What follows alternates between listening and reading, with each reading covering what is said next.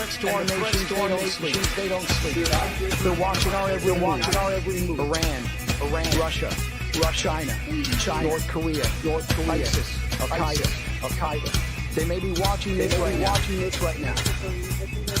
Our military should not be mistaken for a gab show. We don't care what you look like. We don't care who you voted for. Who you worship, what you worship, who you love. It doesn't matter if your dad left your millions when he died, or if you knew who your father was. We have been honed into a machine of moving parts that you would be wise to avoid if you know what's good for you. We will not be intimidated. We will not back down. We don't want war.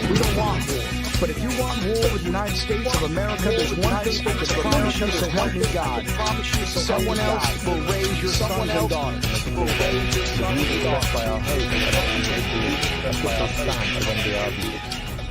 Remember, this is all about having fun and enjoying the ride. Find us on the web at mbradio.us. Hey guys, Noelle here. Hey guys, Noelle here. In honor of our soldiers currently deployed right now, I wanted to take the time to personally thank you guys from the bottom of my heart. Thank you guys for all that you guys do. Even though for all that you guys do, I also wanted you guys to see our team and what they had written to you guys personally. I wish you all nothing but love. I wish you all nothing but love and respect. Know about them, go check them out. It's their birthday week.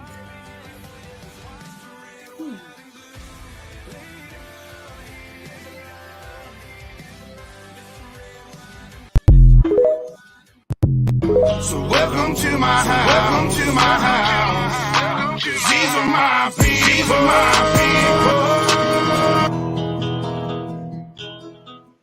Hey y'all, welcome to the Big Grizz Show. We have a wonderful military broadcast radio birthday special today. We have, obviously, these are all hosts. These are hosts on military broadcasts. Larry Souter is the co-founder of Lady Liberty. In the middle is his wife, Noelle, and she's doing painting tribute. Obviously, you can see on herself for military broadcast radio. On that note, any of you guys watching, if you hashtag Big Grizz in the comments, you may enter for a drawing. The drawing will happen before the end of the show. If you're picked, the giveaway is, and I'll get it out there. Noelle decided to we would do a personalized painting for whoever wins. But you have to be in the show to have the chance to win it. You can't just put it. You guys, I have to lay this out for it to look right. So that's what I'm doing with the black. It's kind of like a sketch. Y'all hashtag Big Grizz. We'll do the random generator. We will get with Noelle, and we will get with whoever wins, and she will do a personalized painting. Hey, girl. Wilderness thing or whatever you think. Okay. So Larry. What is going on right now? We've been through this a lot. What you think? I'm sorry, Grizz. I got some background. What was that? What is going on right now? What do you think of what she's doing? So right now, Noelle is just kind of setting up the basic outline of what she's going to be doing as a tribute to MBR for its success and its birthday. And then she'll just kind of get an outline going and then start on it. And what's really cool is the creative process changes several times throughout.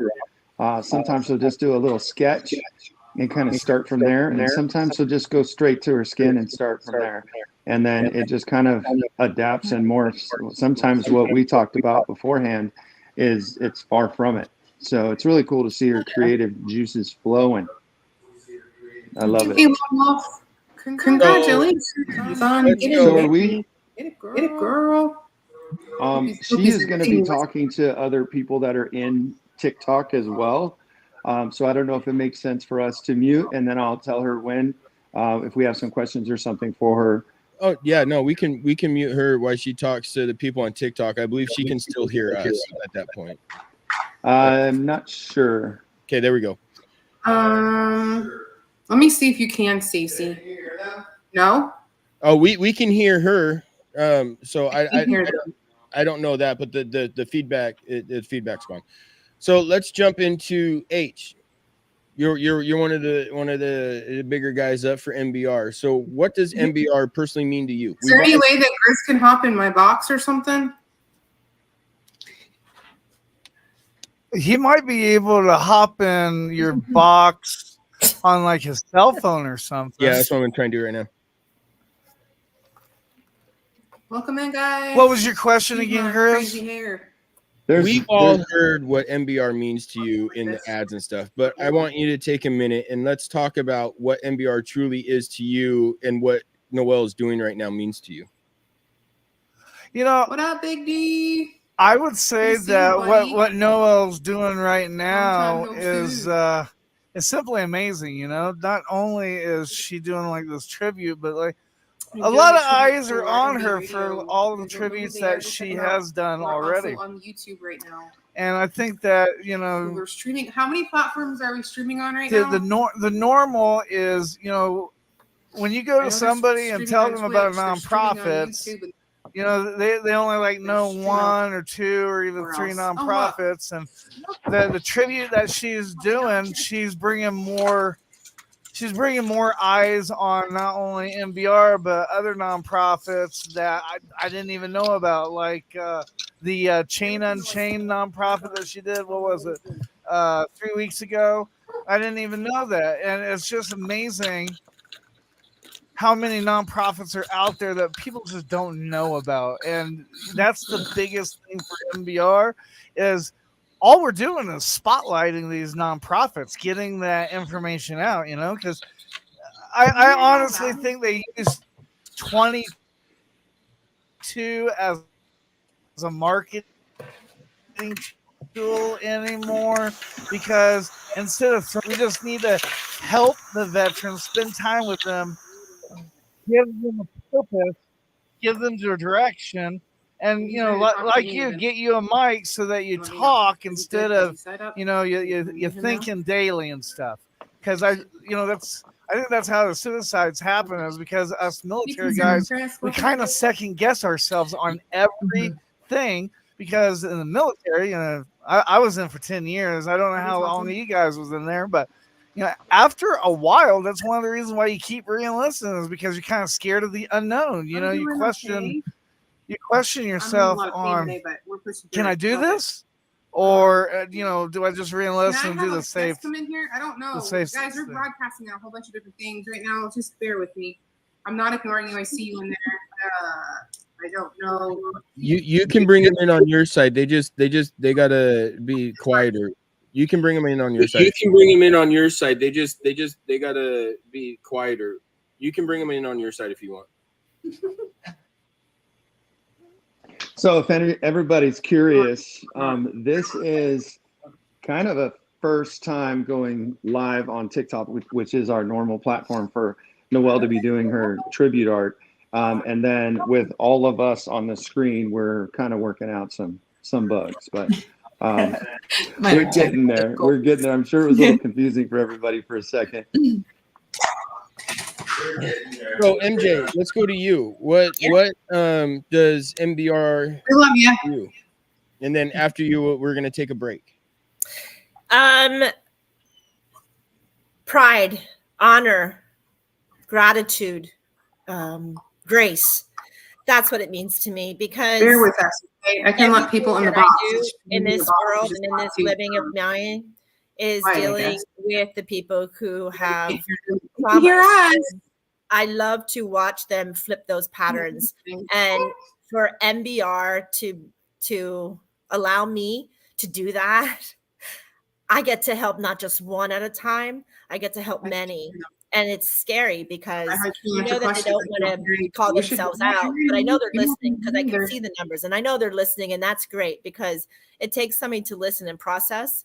And so for MBR's platform to allow people to be able to tell their story of where they're hurting or healing, that's awesome, because it starts with the hurt, right? And then it goes into the healing, and then we love it, and then we let it go.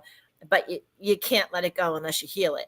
So I love this platform, and this platform is going to be wonderful throughout time, because the more people are aware that they can listen and hear how you can heal your own self by just their voices. It's a wonderful platform to heal, and I appreciate it so much, and I'm so proud to be part of it. So what brought you to MBR? Literally, it was a doctor at the VA of the Miami hospital who said, I think that MBR could use you. And I go, use me? And she's like, yeah. She goes, there's a thing in the newsletter, if you read it. And I happened to pick it up and I read it. And she said, I wish you would please do this. And so then that's when I interviewed with Joel, and Joel gave me that opportunity. I help the vets here in Miami. I mean, I do more than vets. As a master therapist of Reiki of Light. So as being a reverend, I do a lot of spiritual counseling to try to flip old beliefs. You heard me. And so as I can flip them with the ladies and gentlemen, I can see common denominators that all of the vets have. So it's great that if there's common denominators, then I hit those first. And that's how I got here, really. Okay. So did you have a podcast before this?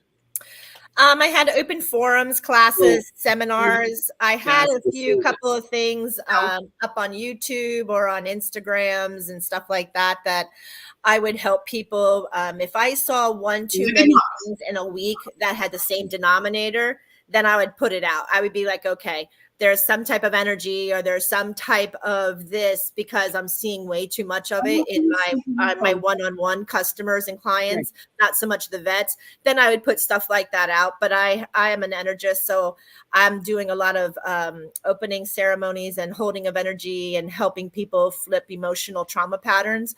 So I'm always doing that, and on a regular basis. Yeah, hey, Michael. Right on. So what is your podcast? My podcast is The World of Conscious Positive Thinking.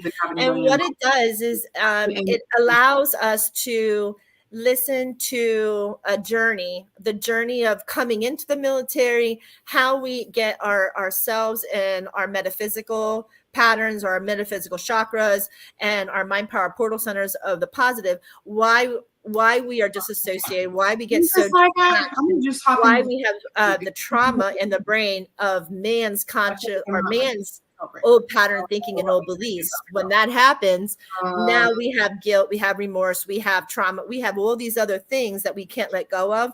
So I just try to work it in a very soft, subtle way where we let go a little bit at a time. So when we get into that PTSD, we don't see red. We don't have that function of that brain to turn red anymore.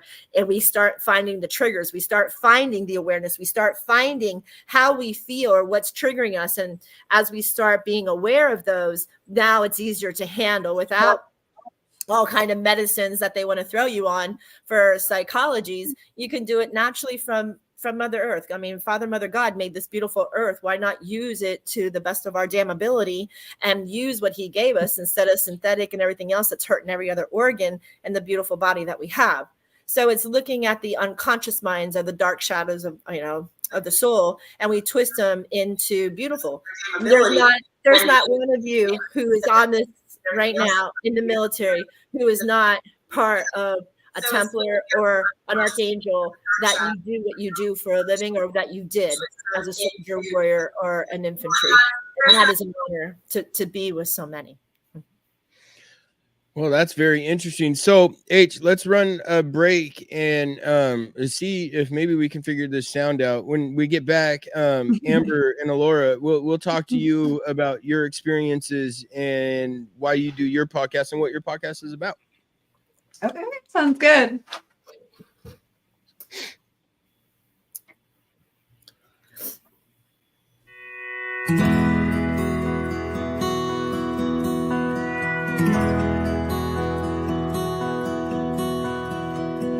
60 years went rolling by.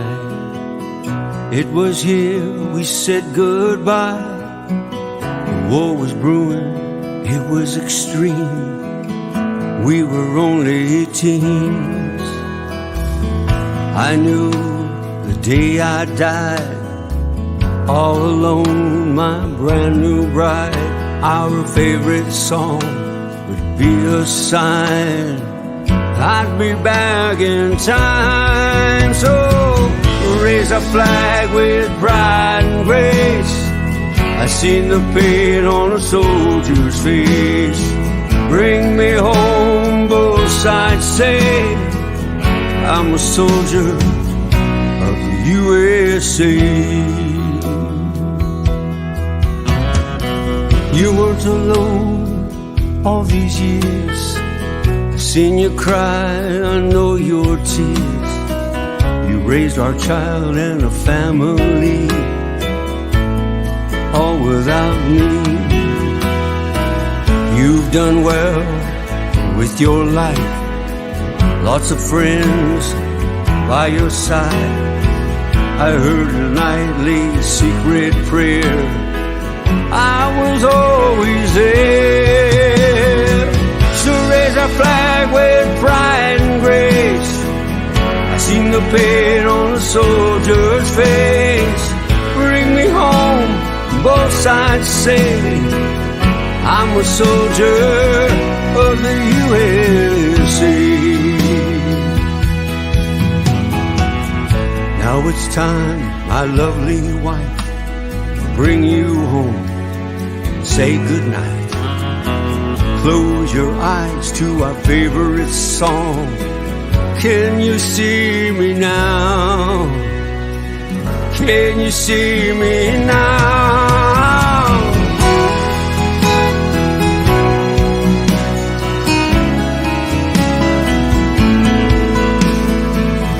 One day we'll come back in time for those we leave behind. But for now, we'll watch them grow. Welcome home.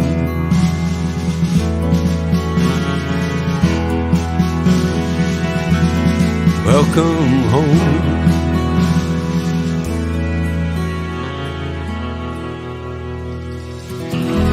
Welcome home. Opinions expressed in this program are those of the speakers and do not necessarily reflect the views or positions of any entities they represent. Find us on the web at mbradio.us. Hey, welcome back to the Big Grizz Show, you guys. This is, hey, look, you can see me on another screen. Did you notice that before? It's a little delayed. I didn't notice it before, but hey, there I am. Oh, wow. So on that note, all your followers and you watchers on all the different platforms, if you put in the comments, if you hashtag Big Grizz, you will be entered into a drawing. And at the end of the show, we will be doing the live drawing. It's a random generator that I will share the screen, and whoever wins will get a personalized painting from Noelle. She hand paints too. Wow. The only thing she won't do is she won't paint nothing prerogative and nothing against the Bible or the Lord. She just and I totally agree with her 100% on that. So me too. You guys hashtag it. She does amazing paintings. I've personally seen some, and I mean they look like Thomas Kincaid paintings. Honestly, to me, the way she gets the glow and stuff, they're awesome. So Amber, let's talk about your military experience, and then dive into what brought you to MBR and how MBR has helped you in what you're trying to do. Okay. Yeah. So I was only actually in the military for a year. I broke my back during training and was put into a rehab platoon where I wasn't rehabbed. And so from then on, you know, I've had back problems, neck problems and stuff like that. So I basically live at the VA. So I feel like I'm still, you know, a part of the community, even though I was only in a year. So Yeah, so that's my military career. I did while I was I did some in processing and out processing of soldiers and drug tests and stuff like that. But that I only did it for, like I said, a year. So for years, I've been thinking about doing a podcast. But I originally had thought about just telling other people's stories because my story is so unique and weird. And but then it just kind of morphed into I just want to talk to people to educate me, to help me to learn about the world. Yeah, and so that's what I'm trying to do. Most of my recording or my podcasts are recorded because I try to scoop up as many people as I can to talk to. And so I've got a couple in the reserve that are coming out. Exciting stuff. Yeah, and my last one that's actually coming up now tomorrow is with a man in Nigeria, Frank Stephen, and he's telling us about the horrific things that children are going through in Nigeria under Sharia law. And so, yeah, I'm just talking to interesting people that They can educate you and have a good conversation. And this is my daughter, Alora. And I was not in the military. Yes, she was not in the military, and she just hops on whenever she's available. So, yeah, we're just kind of doing it together and seeing what happens. I give her something to bounce things off. Yes. Pretty much. So what brought you to do a podcast and how you got to actually MBR? I can tell you guys my story, but we'll wait on that one. And let's get how it came up for you. Okay, yeah. So like I said, I kind of live at the VA, and and I was going through a pain management class at that time, the second go around after 20 something years of I had went through it 20 something years ago, and then I went through it again a while back. And while I was in there, I was getting motivated more to just get out in the world and do things. And then it just so happened that maybe a week before the pain management class stopped, I got an email from the VA, the newsletter, and I immediately saw it, and I was like, "Hey, let me jump on that," because I've been okay. So I was in bed for 6.5 years, and with chronic migraines and chronic pain syndrome, whatever that is, and so I had a lot of time to listen to audiobooks. I had a lot of time to listen to podcasts and YouTube and everything. And so I just kind of educated myself while I was miserable. And that's kind of how I where I am now. Okay, so all you watchers, the phone lines are on. You guys can call in and ask any of us questions, and Noelle should hear them as well at this point. And we can answer your questions at 720-619-0627. It's on a ticker down at the bottom of the screen. Alora. Hi. What's up? How do you support your mom in her endeavor with this podcasting stuff? I mean, like I said before, I'm someone that she can bounce ideas off of. I like to just try and encourage her as best as I possibly can. And I think she's doing a really great job. She's a really smart lady. Just over the last few years of her not really being able to do anything, she just needs to re-exercise her social skills and everything. That sounds horrible. She's doing great.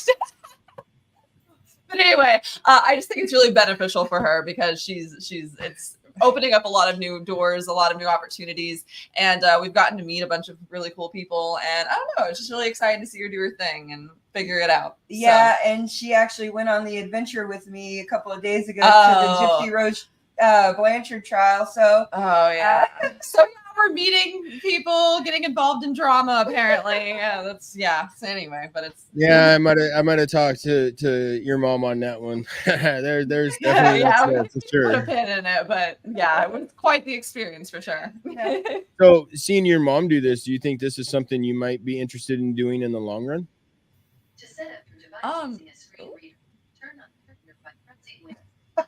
Sorry, something.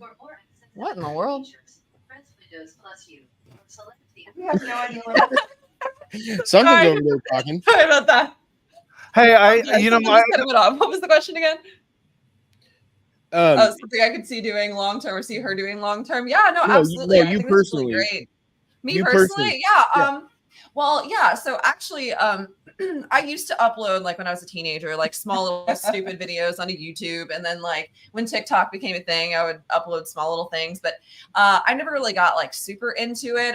It's something that I've always kind of like in the back of my mind been like, this is something I would love to do, but there's so many different buts that you can put in there. You know, any reason to stop yourself, you can come up with. So. My mom's been talking. She's like, hey, we need to start a podcast. We need to start a podcast. So when she told me that this whole thing was happening, I was like, well, it's your podcast. But if you would like, a little silly little co-host every once in a while, I got you. So yeah, so I think it's cool. It's gotten me to start researching things a little bit more on my own. And I think I'd love to continue to do the podcast with her, but be her podcast. And then maybe me start a YouTube channel or something and find my own little things that I want to talk about. And then we can talk about it on the show if it's relevant or matters. But yeah, I think it's really cool. All right. Joel, what were you going to say? I was just going to say that, we're kind of making MBR has never done this before, especially with the setup, bringing up Noel's TikTok, and, streaming it on TikTok as well on the MBR. So we've never done this before. So we're going to run into hiccups, but so far, Grizz, on your side, you're doing really well because I don't hear a lot of hiccups. So this is amazing. So I'm just proud to be here. This is a special show. I mean, backstory to me. We'll get into that after we take a break. So it's longer than 3 minutes. But MBR is just a special thing for vets, giving vets a voice. I mean, it gets our experiences out there. It gets first responders' experiences out there. It gives us the chance to talk to other people and hear their stories as well. It's almost like a therapy to me on Fridays. I mean, I look forward to the guests because I get to hear their stories and I get to hear or they can hear my stories if they want to know. And you start seeing that we're all the same. There's not a lot of differences. We all have the same struggles. And you really start seeing that, especially too, like Larry, he's a first responder, and I've personally talked to him quite a few times, and there is the same type of struggles, just on a different level. And it's good just to get those voices out there. And it means the world to me. And I can't thank Joel enough for hearing my podcast and reaching out to me, because I had a podcast before this where it was just me doing my thing until he reached out and asked me about this. And it was definitely a heartwarming experience when I got that email.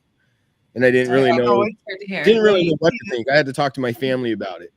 Grizz, what you need to tell everybody is like the beginning, like how you started doing your podcast to after MBR kind of showed you what equipment and stuff like that. That's interesting. I mean, yours is interesting. Mine's a little bit bad. When I first started in 2015, I had lapel like microphones, and I had it switched in the back of the computer tower, and those microphones I duct taped to the speaker because I didn't know anything about a mixer. So it's funny stuff like that. I reached out to one of my teachers yesterday. She taught me at Colorado Media School, and I sent her that motivational meme, and I'm like, just think, I'm the guy that taped microphones to the speaker. And she was like, everybody starts from somewhere, but the key thing is you have made MBR determined to do what its mission is, and that is to spotlight all nonprofits, let veterans know that they are out there, and then it also lets the community know, okay, these are the nonprofits that are focused on the veteran community and not so much the checkbook. That's the important thing, is we're trying to bring spotlight to those nonprofits that make less than $85,000 a year in admin costs. You know, speaking on that, me, Noel, and Larry are an actual part of a nonprofit that's in the building stages. LadyLibertyFoundation.org. I'll put it in the chat and we'll get it posted. But it's an up and coming. We're building it. We're getting it ready, and we truly are focusing on helping, not just making a name for ourselves or anything like that. We've already helped an active duty Navy member that needed help. We've helped a few people, and it's the collaboration of the foundations. A lot of it's the foundations I'm bringing in on MBR, like Joel had said, and we're getting it all together, and we're trying to weed out these nonprofits that are just, I mean, more or less a shit show, where they're not what they say they are, and where we have based, and I will let Larry get into this, but we have based Lady Liberty, or he himself actually had based Lady Liberty on another foundation that is, what's the word I'm looking for, Larry? Has grown in popularity and help for a lot of vets. And we're trying to do the same thing. So on that note, let's take a break. When we get back, I will talk about how I started my podcast. And then we're going to start digging into what Lady Liberty is and how much what we're trying to do. Okay. Excited. The fact that our patriotism in America is dwindling, I really wanted to start the American AF movement. Freedom is fragile, very fragile. It takes a certain level of intestinal fortitude. Y'all are doing great. The fact that our patriotism in America is dwindling, I really wanted to start the American AF movement. Freedom is fragile, very fragile. It takes a certain level of intestinal fortitude to stand up and say and do the right thing to preserve the freedoms that so many have paid a large price for. About being in the military, and that recruiter said, it's not Biden's army, it's your army, it's his army, it's his army, it's all of our army. American tactical. American as fuck. Opinions expressed in this program are those of the speakers and do not necessarily reflect the views or positions of any entities they represent. Find us on the web at mbradio.us. Welcome back, y'all. This is the Big Grizz Show on Military Broadcast Radio. You guys check us out. We're on every platform. I'm on all the platforms. We're on TikTok, live on TikTok right now. We actually just had another one of our hosts that has a podcast jump in. Halfway there. He has down there. French Talk, and this is I can't say your name right. Can you say it? This is Ferran. Okay, Ferran. Now we'll get to me and Larry in a second, since because I don't know how long you got. What brought your real quick your military service? Oh, you got it already? Yeah, real quick. Your military service. It's on you, man. 24 years, retired, medical retired. Had a great career. I say my family's prayers kept me out of harm's way for the most part. I did get deployed in country to train our soldiers that were going overseas to survive the roadside bombs and things like that, but I didn't go overseas. However, I battled an inherited gene called sickle cell trait, and at my Master Sergeant Academy, working on my EA, I collapsed from what they call sickle cell trait exertion with rhabdomyolysis, and that became the end of my career. It took them 3 years to medically retire me. I fought it as long as I could. I became an advocate. I became an advocate for that inherited gene. God showed me that was the military was just part of my life that He had for me, and then to use that to educate people about sickle cell trait. So I do that for the military, athletes, parents, coaches, trainers. But I was probably like 2021, I think. I did an interview on MBR and had a blast. Like I had a real good time with them. And they asked me if I wanted to bring my show to their network. And I think back then I had like 3 shows already. So I was like, don't want to do another show. Like, I have to find guests. And so it took me about another year and a half, and I just chose it. You know, I looked at all the stuff that I was up to. This conversation is so important to me because, as we would agree, that one of the most things that we miss as veterans is that camaraderie, right? And it doesn't matter. Doesn't matter what branch, what era, what skin color. Like if you say you serve, it's like like instant brother sisterhood connection, and that's what kept me alive. Like literally, that's this internet talk shows, podcast they call it. I've been doing it for 14 years, and it has really kept me alive because I wanted to create the relatedness and still keep a connection to my military community. So what better way to do that? So what brought you to do your podcast, and then how did you become a part of MBR, and what does MBR mean to you? I know I just threw 3 questions at you. Yeah. So again, I had most of my whole career, I've had this thought about trench talk, and where it came from was I was a track vehicle repair supply sergeant and fuel handler truck driver. So on some of those late night log packs, we would come in at like 2 a.m, and then you got guys from all over the world, and we're just sitting by the trucks talking, and people are telling their stories, and that just kind of stuck in my mind about trench talk. Never knew it would become a talk show or anything that, I had no idea what it would become until like I said, I got out and I used that title to stay connected to the military community. And so MBR to me is, again, this is my personal therapy. So what better way to have a platform to where you can express yourself but connect with others. I don't understand me, so I don't want you to understand me. But if you can relate to me, right? If you can relate to me, right? That's a different conversation. That's another level of us being connected by the relatedness. And to me, that's most important, because after I realized that I don't even understand myself half the time, so why put that pressure on other people? Yeah. So, yeah, and that last piece for the civilians, I was trained and taught that civilians don't understand us. They won't understand you. They won't understand you. But again, I don't want them to. But if those civilians can relate to us, what would you do in that situation? How would you act? That gives them an opportunity to look in their life and be like, oh, well, shoot, I would probably do something like that too if I was in a situation as such. So it brings us together as people. We're people first, even before the labels as veterans or what rank. A lot of my depression and anxiety came from an identity crisis from my rank.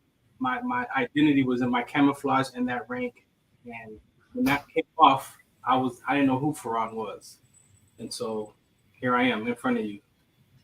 Well, that's awesome. I like your show. I've listened to it. I mean, you guys got any questions for him? He has Trench Talk. It's on MBR. Me and him did an interview, 2 weeks ago now. We actually were lucky enough I was actually lucky enough to be a part of his interview of a Vietnam veteran who had lost his son in OIF. So it was a really cool experience, and we both agreed that we want to try and get this guy on for longer than 15 minutes. Yeah, for real. So Larry, explain Lady Liberty for me. Hey y'all, happy Red Friday, fellas. So Lady Liberty is an organization that started grassroots on TikTok with Noelle doing some of her tributes. She had a God moment that she really felt like she needed to express herself in a way that was going to bring awareness to PTSD. She had some very personal experience with that, with her son's father coming back from Afghanistan. And so she wanted to do something more, and she felt like God was calling her to do some tribute art and to bring awareness to a lot of things. And that kind of grew into a community, Discord. At one point, there's a couple hundred people in there. Everybody from Gold Star families to military, first responders, and just like-minded individuals, service-oriented nurses, EMS. But just a kind of all of those are those of us, I would say, that are just willing to run towards the fire or firefight, right? And so basically, Noel and I had we actually met on TikTok, which is interesting. But we met on TikTok and we decided that a foundation needed to be made, liability reasons, things like that, but to create something that was a nonprofit. And since then, we've been working with Grizz up here. He's our marketing guy, and we're still pretty grassroots. But he mentioned earlier that we spoke with Mighty Oaks Foundation. He had Jason Jeremy Stallnick, co-founder of the Mighty Oaks. Yeah, guy's amazing, and I've always looked at that organization as something to be like, something that we would like to mirror. But basically, we have a Discord where it's like family. We have nightly prayer. We have different events and things that we like to do. Last year, we did a military appreciation at the St. Petersburg, Florida VA while we were here. MDR radio. It's been a joy, really, just kind of meeting with everybody and seeing how many like-minded individuals are out there, wanting to combat this PTSD and the 22 a day and all the other, horrible things that our military and first responders are facing. Yeah. Yeah, and it's about bringing all these like legit foundations together that are willing to support and help veterans in their fight and their struggles. Where some of us, I've conquered a lot of mine. I still have my own issues, but that's it's going to be the same for MJ, Ferran, Joel, H, Amber. We're all to that point where we've conquered a lot, but there's still issues that ain't never going to go anywhere. And the more help we can get to other vets, I'm all about that. And I'm pretty sure, I don't know, everybody in here is right now. Yes. Yeah. We have a mission to, Noelle has a big heart and she wants to create a village or a little city, I guess you would say, of tiny homes where active duty, when they get home, they have a place to go. A lot of guys have started out from court or having nothing and then coming back, learning their finances, saving some money, having everything provided for themselves while they get on their feet, so they don't hit the bottle or hit the needle or whatever else may be, coming at them, so they can help battle their demons with an on-staff psychiatrist and group meetings. That's something. It's a beautiful thing. Hinderless 22 is doing something very similar to that. Amazing guy over there, Troy. And we'd like to scale that up, and we're working with him potentially on his formula to create a multitude of these little villages, I guess you would say, of space for active duty to come home to a welcoming environment to learn how to live on their own and make things happen for themselves.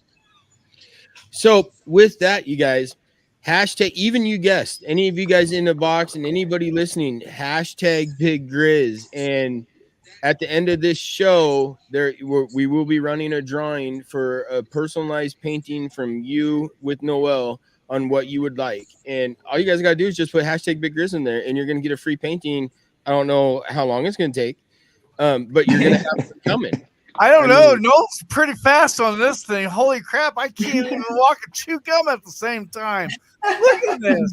You have to appreciate the artism, she's not just painting. She's like painting herself. Mm-hmm. Go ahead, David. They can hear you. Let's hear from Noel. So, Noel, what's Lady as you doing that? What you can say talking? What's Lady Liberty for you? I'm just listening. Y'all are cracking me up because every time I say something, I'm like, Lady, as you doing that? What you can say talking? What's Lady Liberty for you? I'm echoing. Oh, you got the earpiece in? That's what was happening to us earlier.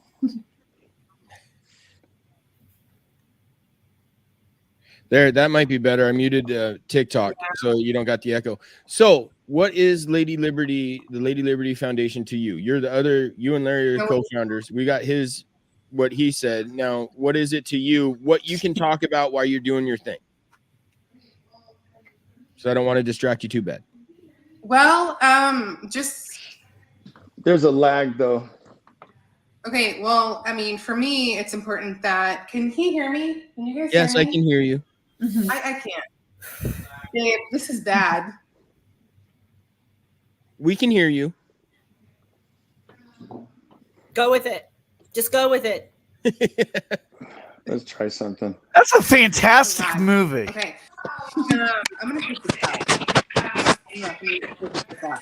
My ADHD is gonna be like, "What is going on?" Me too. What I was going to say, it just gives veterans a voice and first responders a voice, because a lot of the time they do not feel like they have a place to people that understand, or they just feel lost, right? And so I know the mission with MD Radio has kind of like the same mindset, which is great, because we need to avoid the 22 a day. And in order to avoid the 22 a day, we need to make sure we're taking these steps to build a community for, us that are learning certain things that they may not know, just educating, uplifting, creating that platform, creating, that safe place for them to go. Because again, before TikTok, as a military wife, there was nothing. So that's where I'm at. But also we pre-vet, certain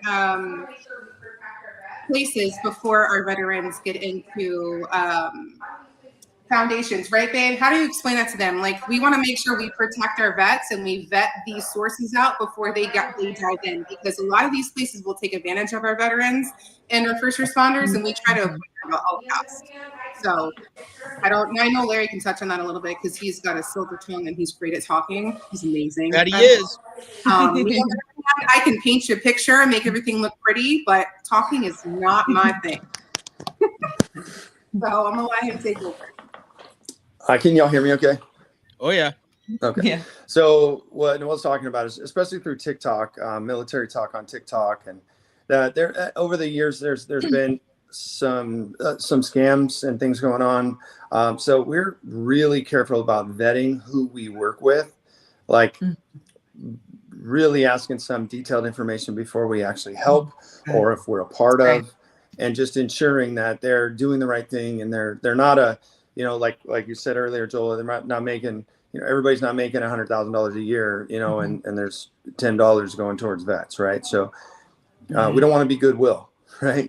We want to be like, like we're really out there helping and doing some good. It's really refreshing to hear. Yeah. And hopefully, like the other vision that we had is, because we're pretty resourceful in finding who to work with and what their mission is and how it aligns. And, we'd like to be even a main organization that is actually taking percentages of everything that we get and feeding a multitude of different organizations that we have vetted.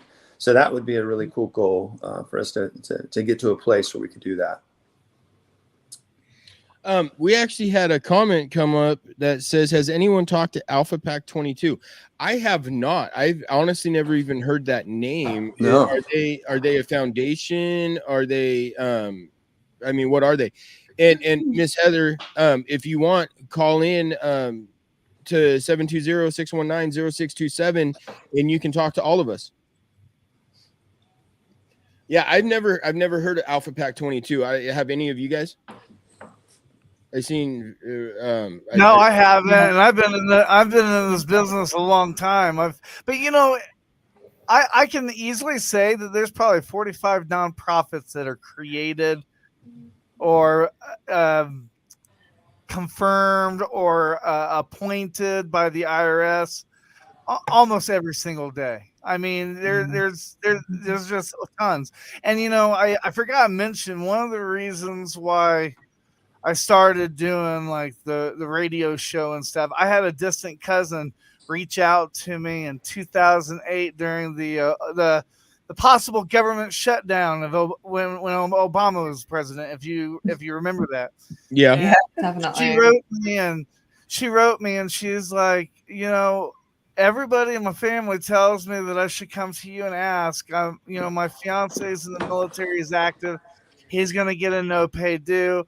And we went to, we won't mention names, but I think we all know what nonprofit they went to. And they said that it wasn't injured enough. And I'm like, okay, all right, well, that's all right. There's like 300,000 nonprofits, and that was in like 2018. And she's like, what? And I'm like, yeah, there's like billions. There are thousands. And she's like, I never knew that. And I'm like, yeah, of course, I was talking to a couple of people yesterday, if you haven't heard about it, Team Simplify American Fund. They are an amazing organization. If you need something, if you need financial help, if you need anything like that, like they are always one of those nonprofits that will jump out and help as much as they can. Another organization is Hope for the Warriors. Fantastic organization. They do a lot of events and stuff like that. And, to keep the price down, what they do is they'll literally like have 2-day events where you fly in, you'll do the event, and then that next night you'll fly out. That way they don't have to buy like a hotel and stuff, but they're getting you there so that you can do the the event. And let's say that you're into sports, or let's say that you're into rehabilitation using sports as a way of form. There's Operation Rebound. Operation Rebound doesn't matter if you're combat or not. They do first responder and military. So you got Operation Rebound Challenge Athletes Foundation. Then you got Catch a Lift Foundation. Catch a Lift Foundation, like they'll buy you a membership at 24 Hour Fitness, or they'll buy you a treadmill that you probably shouldn't have in the house, but it happens. I had to get rid of it because my wife said it didn't look right with it being in front of the TV, but I had no problem with it. What a shame. But there's just so many organizations out, and I haven't got to them yet because they haven't responded. But about 4 months ago, I found out about this nonprofit. If you're in the military and you're having some, muscle aches, and you're having some issues with arthritis, if you go to your primary care doctor and ask for a prescription or a referral for a hot tub, it's called Hot Tub for Heroes. It's a nonprofit that will take that, will buy you a hot tub, they will install it, and as long as you're there, they'll take care of the warranty and all that stuff. Say what? Wish I would have known that before I bought my hot tub. Say what? So look, that's the great thing about the station. We're getting this information because unfortunately in the military, and Larry, you can agree with me on this, everything's a damn secret, and it shouldn't be. It shouldn't be, especially in life. So that's the main thing that MBR does, is we should share the information.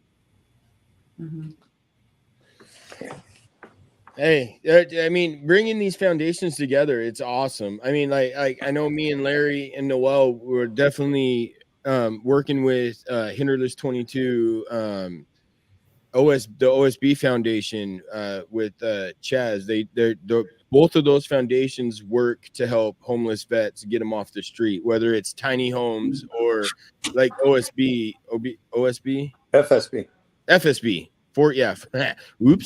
FSB Foundation. They're really quick, and Joel's personally witnessed this with me. He made one call to me, I made one phone call, and we helped a vet in need. And it was in a matter of 24 hours, less than that. It wasn't even, I think, not even an hour after I made a phone call. Joel calls me and said, thank you. He's getting taken care of. So there's all these foundations we're trying to get.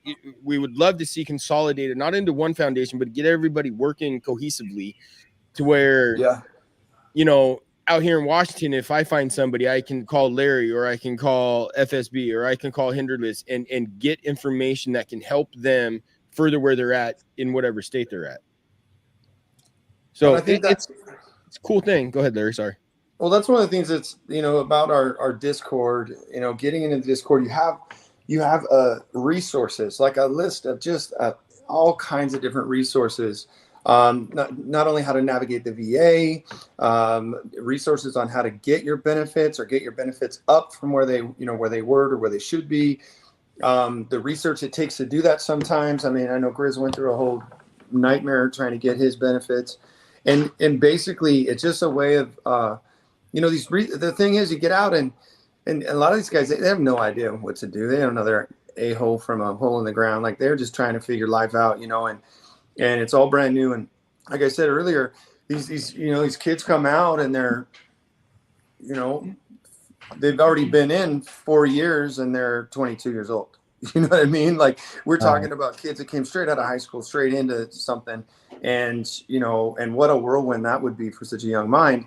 First of all, with everything that's going on, in war zones and such. So coming back out, they just need some love, man. They just need to know that that it's okay, that don't be afraid, like learn your finances, learn how to budget. You do need car insurance. You do, these things that you need to have to get through life, because if you don't, well, what's the alternative? Next thing you know, they're in a tent under a bridge and they got a needle in their arm, and that's just a travesty, because it happens, and it's a reality.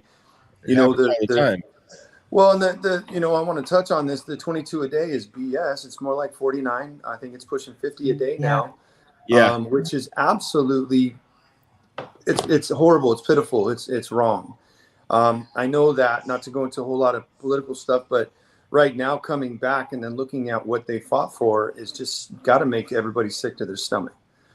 Right. So right now we found that New Year's, Father's Day, Mother's Day, 4th of July, the holidays in general, November through December. We have a phone call. Sure do. I got mail. Yeah. All right, you're listening to the Big Grizz Show right here on the station that's giving veterans a voice. MBR, who are we speaking with? Well, Farron is in the group. Yes, we all can hear you. No, we can't. No, we can't. You guys can't hear him? Nope. No. We'd love to. All right, well. Come on, H. Don't drop that ball.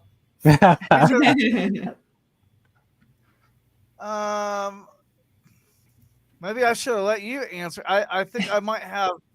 We're hold on, caller. We're gonna call you right back, okay? Wow, that's live. That's live radio. There, that's how it goes. All right, I'm bringing it up right now. I think that you're gonna have to call.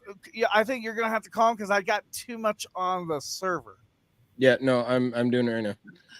Okay. What was the number? Wow, that's here in Washington. Okay, I don't know if that's a good thing or a bad. We about to find out. Hello, this is Call Me Go. This is Alex. Hey, you got mail. You got mail. We're calling you. Hey, this is the Big Grizz Show. We're just returning your call now that we got the lines fixed. Yeah. So, someone told me to call in from, I'm part of the Call Me Go team. We're talking about, I think, veterans and Call Me Go. Is that correct? Yes, we're talking about Hey, foundations. Big Grizz, and... let me set the tone. Okay, I want to here's shout out the Call Me Go.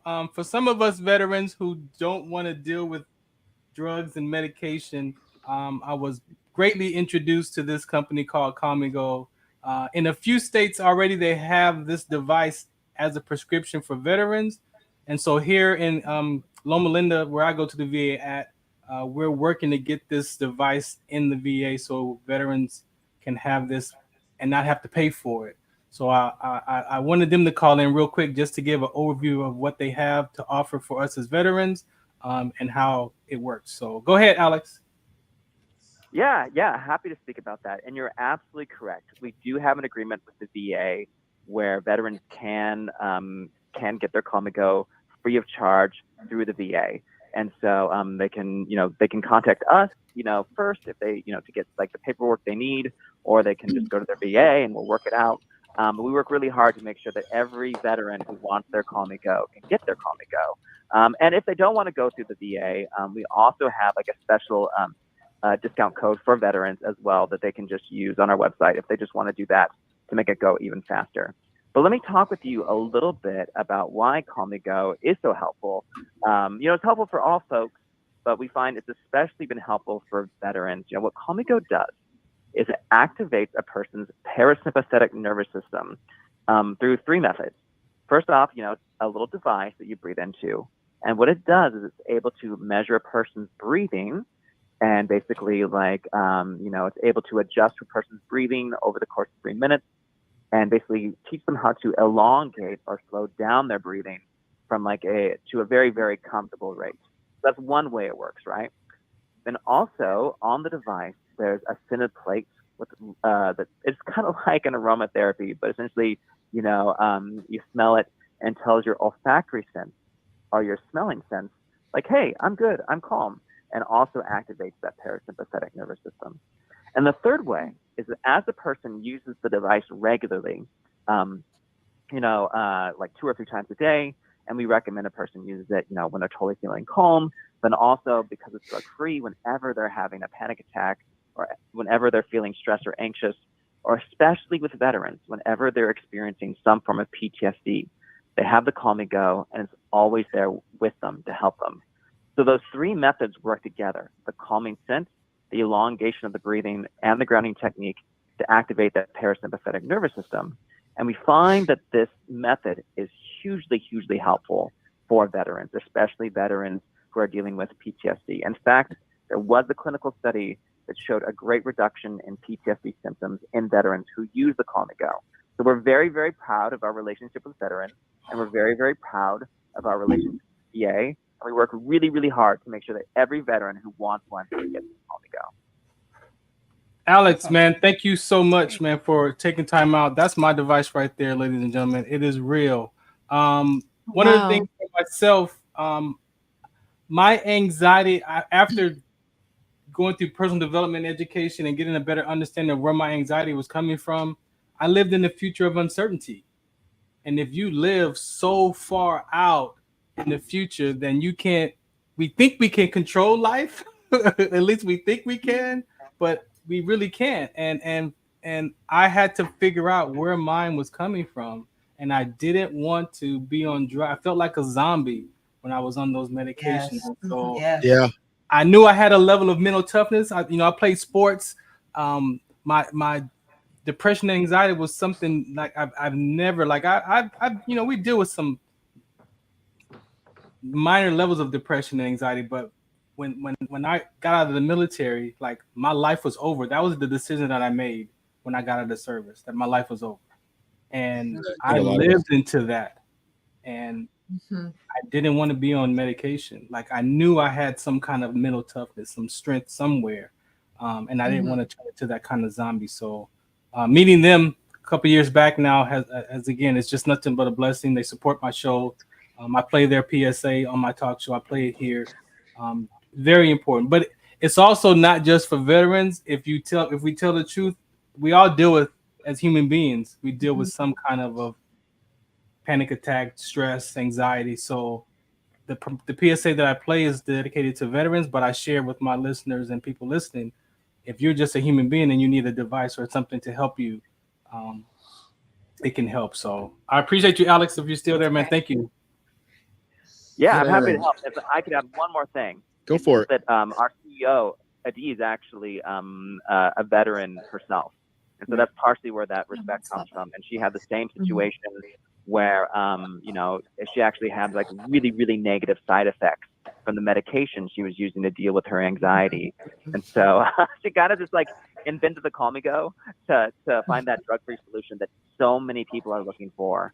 So, but it's very helpful for veterans. It's helpful for people who aren't veterans. But we do believe it's changing the game in terms of a drug-free solution to assist with anxiety or PTSD. It's helped so many people. So I'm hopeful it will be helpful to your listeners. Yeah. Thank you so much, Alex. Oh yeah, no, I that's awesome. We'll get that out there. Farone, can you put that in our chat so we can put the site up, or we can get on the ticker, or we can get a banner up or something.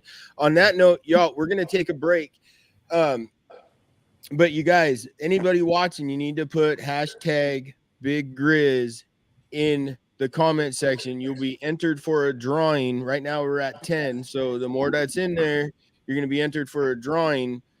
With Noelle is going to be doing a personalized painting for whoever wins, and we will get that mailed out to you so you can see what she can do on herself. Imagine what she can do on a canvas where she's not looking in a mirror doing it. So you guys, you're listening to the Big Grizz Show on MB Radio. We're going to take a break, and we'll be back here, and I don't know how long we're taking a break for, but we'll be back. All right.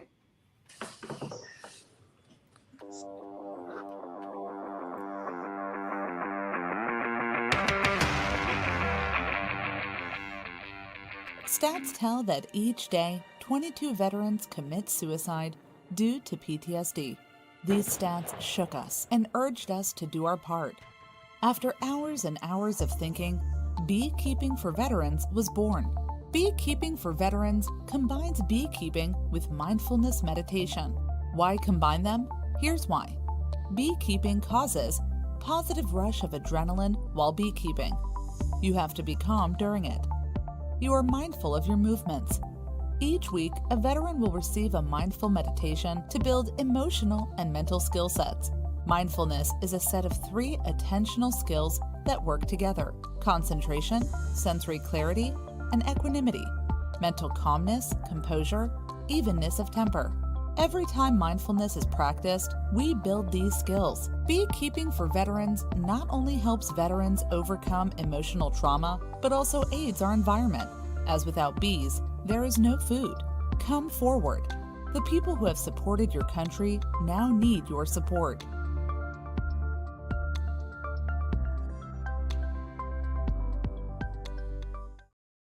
Opinions expressed in this program are those of the speakers and do not necessarily reflect the views or positions of any entities they represent. Find us on the web at mbradio.us. So welcome back. That last caller with Calmago, I don't know how to say that. We're gonna put up we're gonna share the screen. We're gonna put up the web page. I'm not 100% sure what H is down there doing. So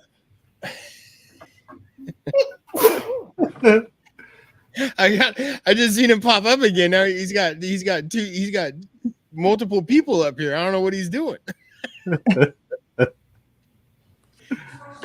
Hey Grizz, yeah. or actually Noel, or Joel. Joel, do you want an old school microphone or a new school microphone? For the painting. Oh, let's go with old school. Ooh, old school, baby.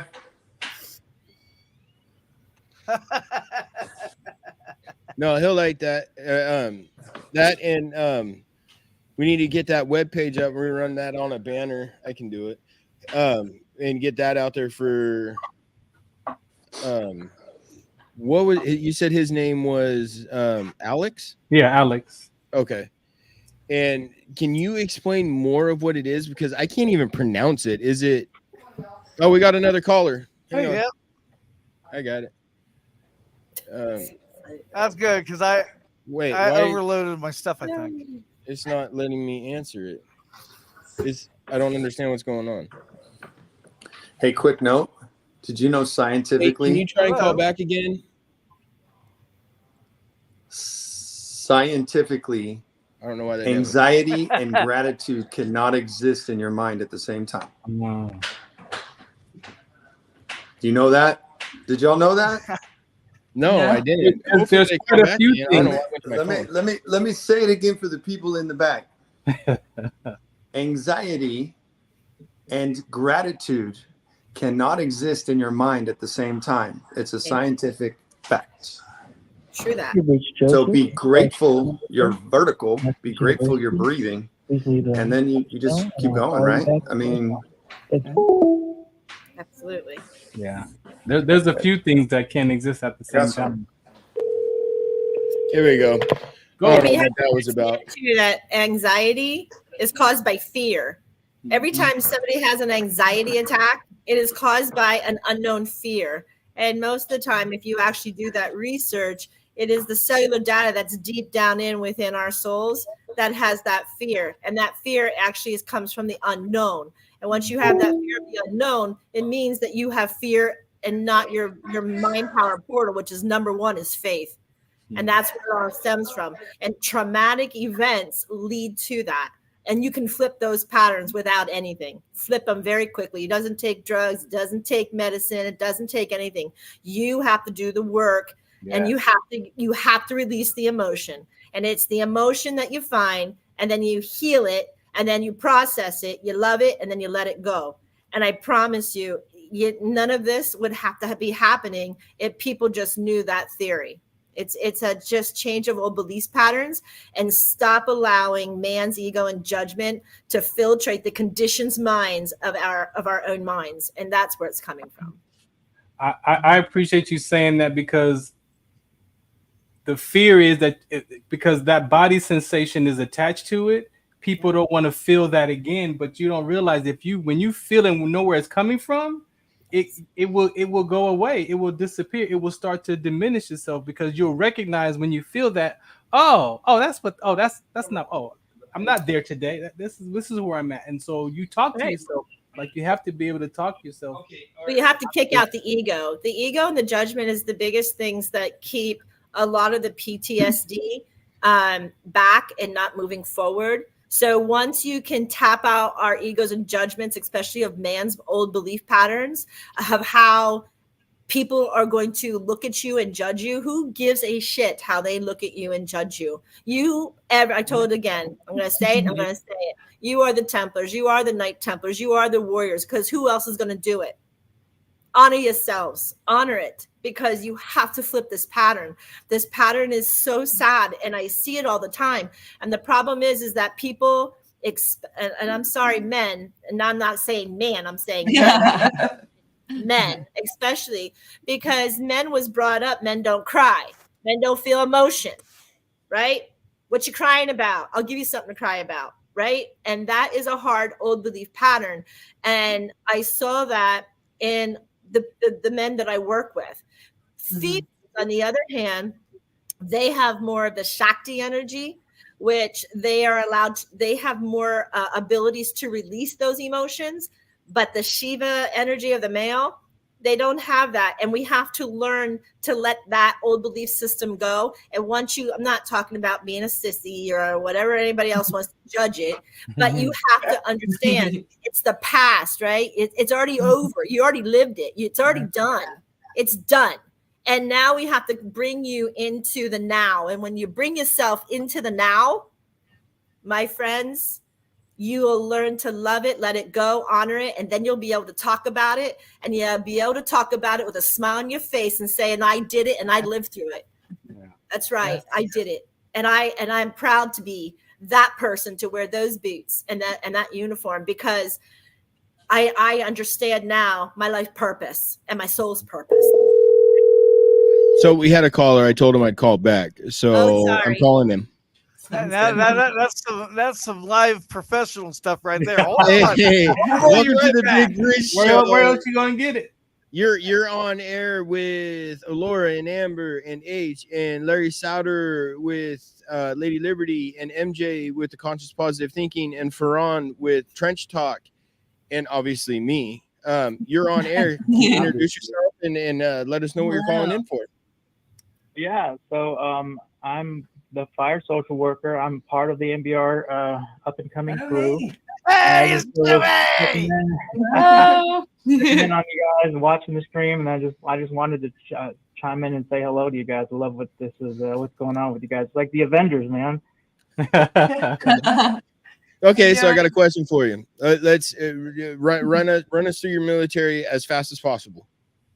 All right, so 14-year Air Force veteran, comm guy. I went to Korea, Japan, Travis Air Force Base, and Creech Air Force Base in Las Vegas. So I've been a little bit everywhere. Okay, and your show that's up and coming, actually the debut episode is in 3 days. Is a financial podcast, correct? Yeah. So Money in the Military, I started my financial journey while I was in the Air Force, and I just kind of got really passionate about helping people with their finances. So I just I saw Joel's the email for from the VA was like back in January, I think, like an email blast, and I signed up, and then I just kind of kept pushing for it, and here I am. So it's kind of cool. So let's get in what brought you to do a podcast, and what brought you to MBR as a station to get your broadcast out? Well, I'd had basically all this time to think about, like, what do I want to do after post-military, and I became a social worker. I got my license and everything, and then I found out about financial social work, and I was like, I could turn this into like a platform where I talk about finance. So when I heard about MBR and my history with working with veterans and military members, I was like, well, this seems like a great platform. And as soon as I learned about like the ins and outs of what you guys are doing and everything, I was just hooked. So I've just been going down these rabbit holes and learning from from everybody really, but Joel and you and everyone has just been really helpful. Getting the show off the ground, and it's just been like I'm like a case study for the platform, and hopefully it goes well. But I'm just excited to be part of this, to be honest. Awesome. Well, I appreciate you calling in, and letting us know. I got a question for him before he goes. Okay, yeah, go ahead. Hey, so in this financial world of conversations, I got two things to ask you. How do you build the trust with people to talk about their money, man? I know that is something that it has to be difficult, because we're so private. We don't want to be judged. We might not feel like we have enough money. So how do you develop that confidence or that trust? Yeah, that's actually a big challenge. Like you said, people are closed off when it comes to talking about their finances, but I'm really trying to create a little bit of a change in the dialogue about finances. And, by telling a little bit about my story and my struggles and everything that I've been through, I'm hoping to kind of normalize the discussion about finances. And, really, I use some of my social work background and like meeting people where they're at. And, just kind of talking to them like real humans, because for every mistake that some of these people have made that they admit to me, I've done that times 10. So I think being human and really showing that, it's okay that to make mistakes and to basically try to recover. I'm just here to be almost like a financial coach / fitness coach, or not fitness coaches, but yeah, financial coach. So I'm trying to encourage people to open up about their finances, if not with me, then with someone that they love or somebody they care about in their life. And my second part of that, and MJ, I love your conversation. Have you discovered what your relationship to money? Like I had to, like I said, with my career and life being over, I had to go back and look at what my relationship to money was. Because I remember my dad taught me he told me as like 8 years old, save your money for a rainy day, right? Now, for an 8-year-old, what the hell does that mean, right? Well, if you live in Washington, that just means right now. but it wasn't until I'm telling you, it wasn't until about I'm 54, so like 2 years ago or less, I had to look at that, because I was suffering that I would save my money for the rainy day. But then my quality of life suffered because I wouldn't spend anything. Or if I did, it would be a big purchase like a car or something that I didn't need, until I had to replace my air conditioner, and it was like 10 G's. And that was the rainy day that my dad had prepped me for, right? All those years. Yeah. But when I spent that money to replace it, I felt so like depleted, like emotionally, like it hurt, right? And then I had to look, where is that coming from? And I remember, what does it mean to save it for a rainy day? So we have a relationship to money, and I don't think we really look at it from that conversation, because some people get money and they hold on to it because they don't know when the next dollar is going to come from, but then you suffer and financially and mentally. So do you have those kind of conversations? You talking to me? Oh yeah, I mean, it sounds like we need to set up a time to chat and have a good little discussion about this on your show maybe. But this is a really interesting conversation topic, because the psychology of money and finance, like, it's so personal, and there's so many factors at play, and we could go all day about it, but yeah, it's definitely something that I it's part of the financial social work model, is to deal with like the psychology behind your spending. So yeah, I mean, it's just something that I'm passionate about, and I'll anyone that wants to talk about finances, I mean, I'm all ears. So if you want me to jump in on one of y'all's fees, just let me know. I'm down to definitely do that. Appreciate you. Thank you. Okay. Joel, we're gonna take a little longer break. Play. You guys, last week on my show, I had Lauren Rose Thayer as a special guest, and she's an up and coming country singer, and she's been nominated for the Josie Awards for the female up and coming country artist of the year or something. I'm not 100% sure. We're gonna run her ad. You guys, is about a 4-minute song. So you guys, if you need to take a break, get up and take a break, and we'll be back. Coming right back at you. Bye.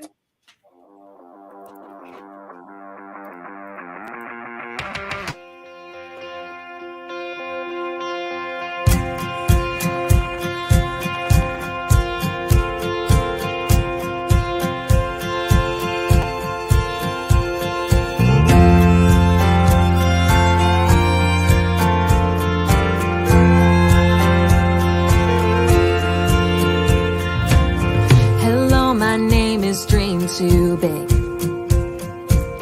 wanting to grow up way too quick, searching for spotlights since I was 6. Hello, my name is Dream Too Big. Hello, my name is way too loud. My voice can cut right through a crowd. Got made fun of for it, but who's laughing now? Hello, my name is way too loud. I know I've had my moments and I've had heartaches. God is making miracles out of my mistakes. You can say I won't make it, and I can tell you that I don't really care. 'Cause hello, my name is going somewhere.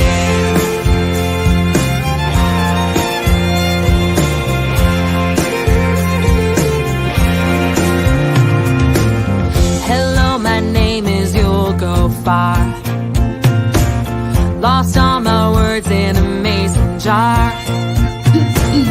Locked eyes with a stranger at the end of the bar. Hello, my name is You'll Go Far. Well, hello, my name is One More Try. I put too much stock in bad advice. 'Cause anything worth leaving is worth loving twice.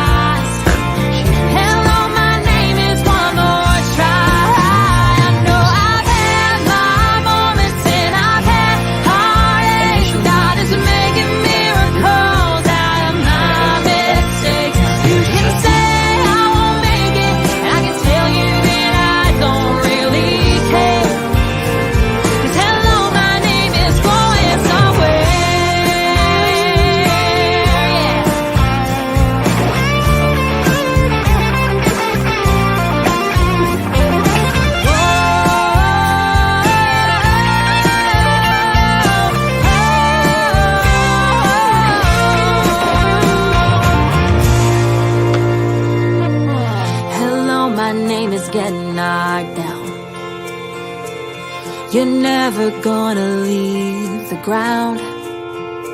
You can tell us all about it when you come back around. Hello, my name is Get Knocked Down. Hello, my name is Stand Back Up. Keep moving even when it gets rough. I've given so much, but I ain't giving up. Hello, my name is Stand Back Up. I know I've had my moments and I've had heartache. God is making miracles out of my mistakes. You can say I won't make it, and I can tell you that I don't really care. 'Cause hello, my name is going somewhere. Going somewhere. Yeah,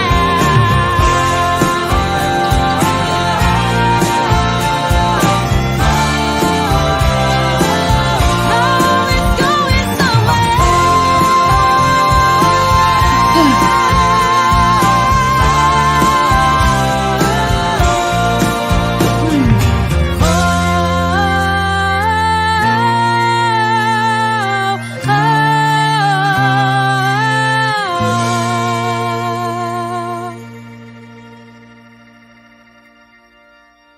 And he showed it to her, or she showed it to him. Opinions expressed in this program are those of the speakers and do not necessarily reflect the views or positions of any entities they represent.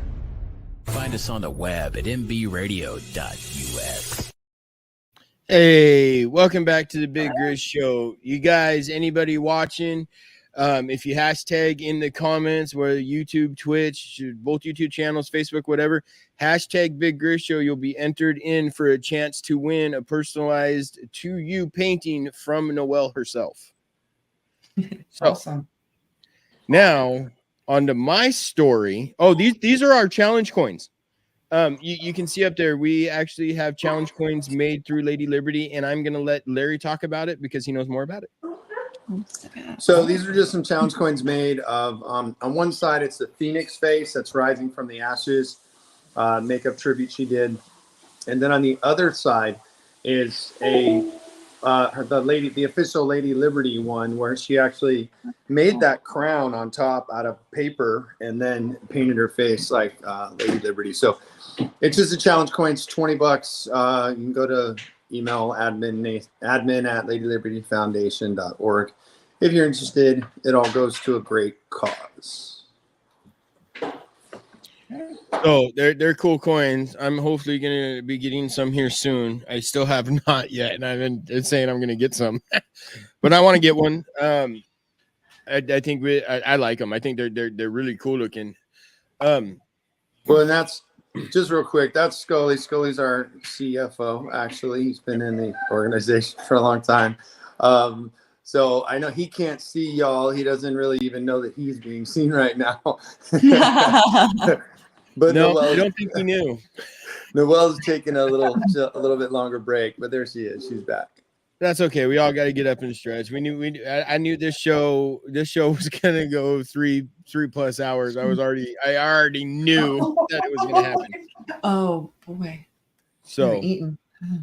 Well, I mean, you guys, and one thing, you guys don't have to stay if you don't want to.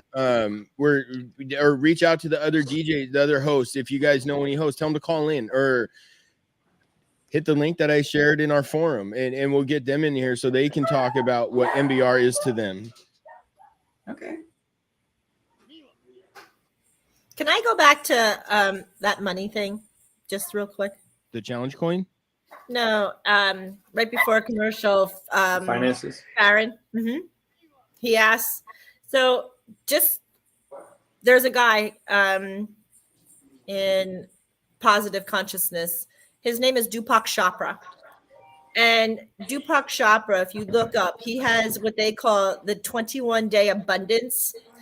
And you'll be surprised that your finances are actually being blocked due to other past or other events in your life.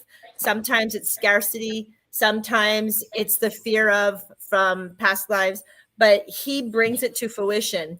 And the very first time I took that,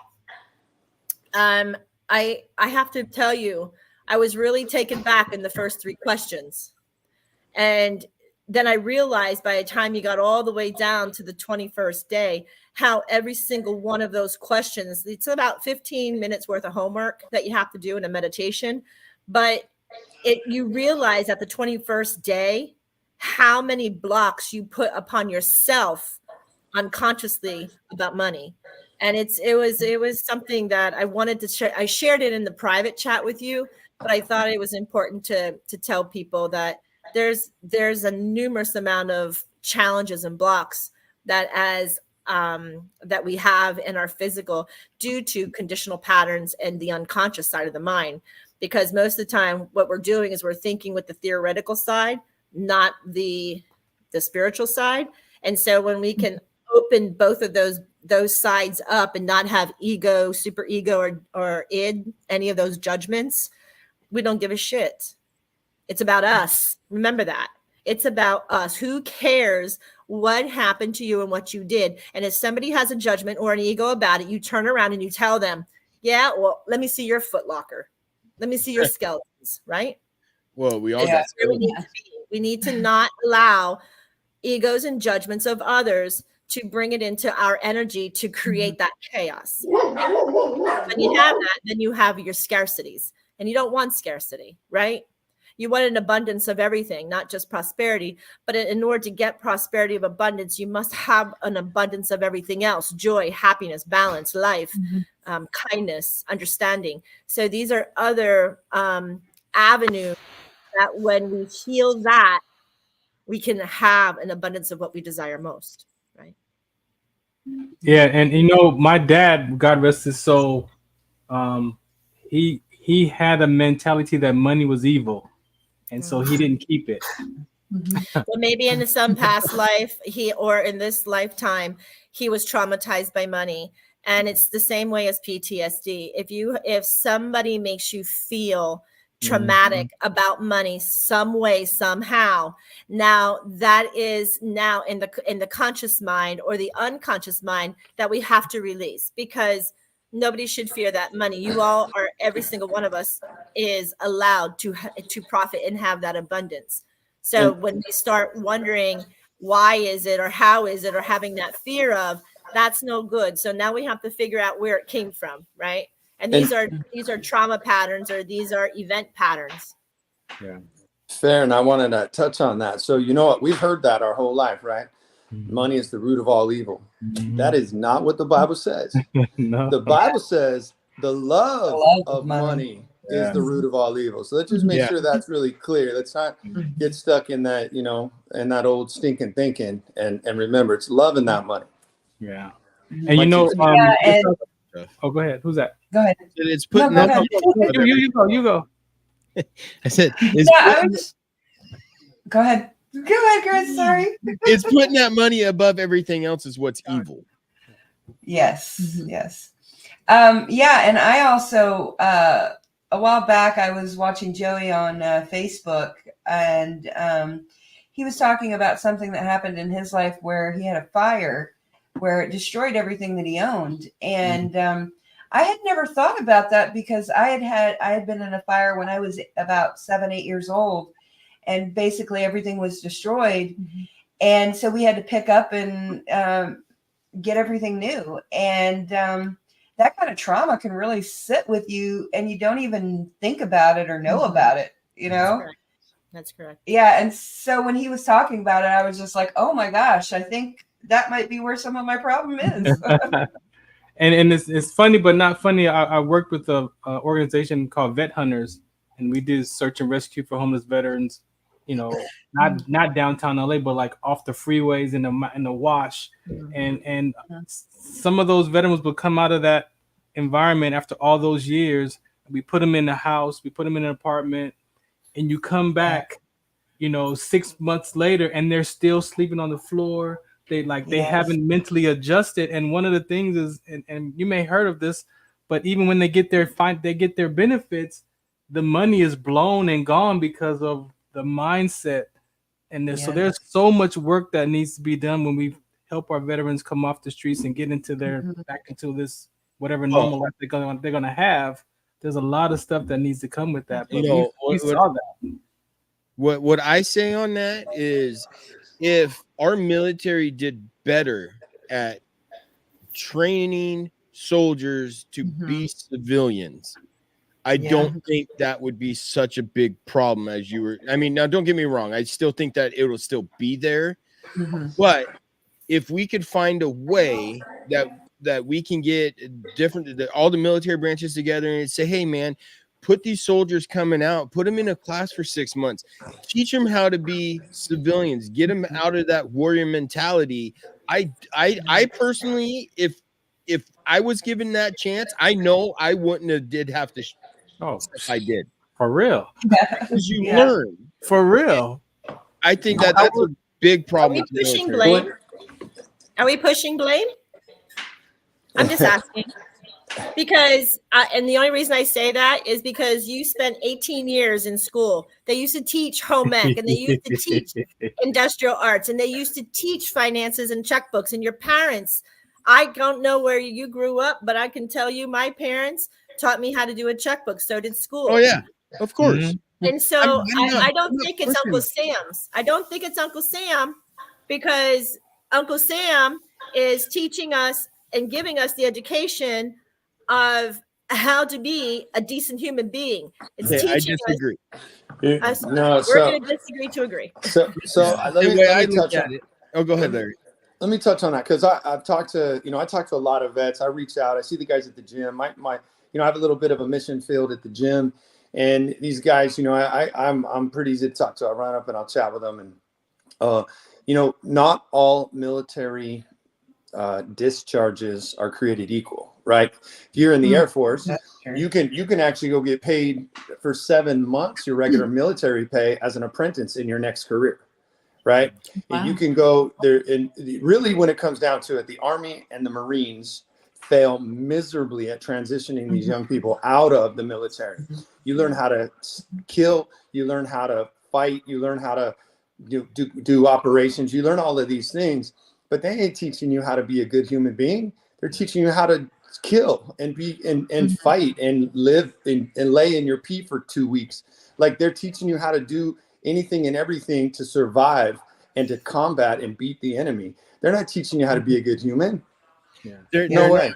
And that's where I would say I would disagree with you, MJ. I believe we personally had this conversation before, but the way I see it is you choose to enlist. Nobody's forcing you to. And I would say 90% of the people that enlist are 18 years old.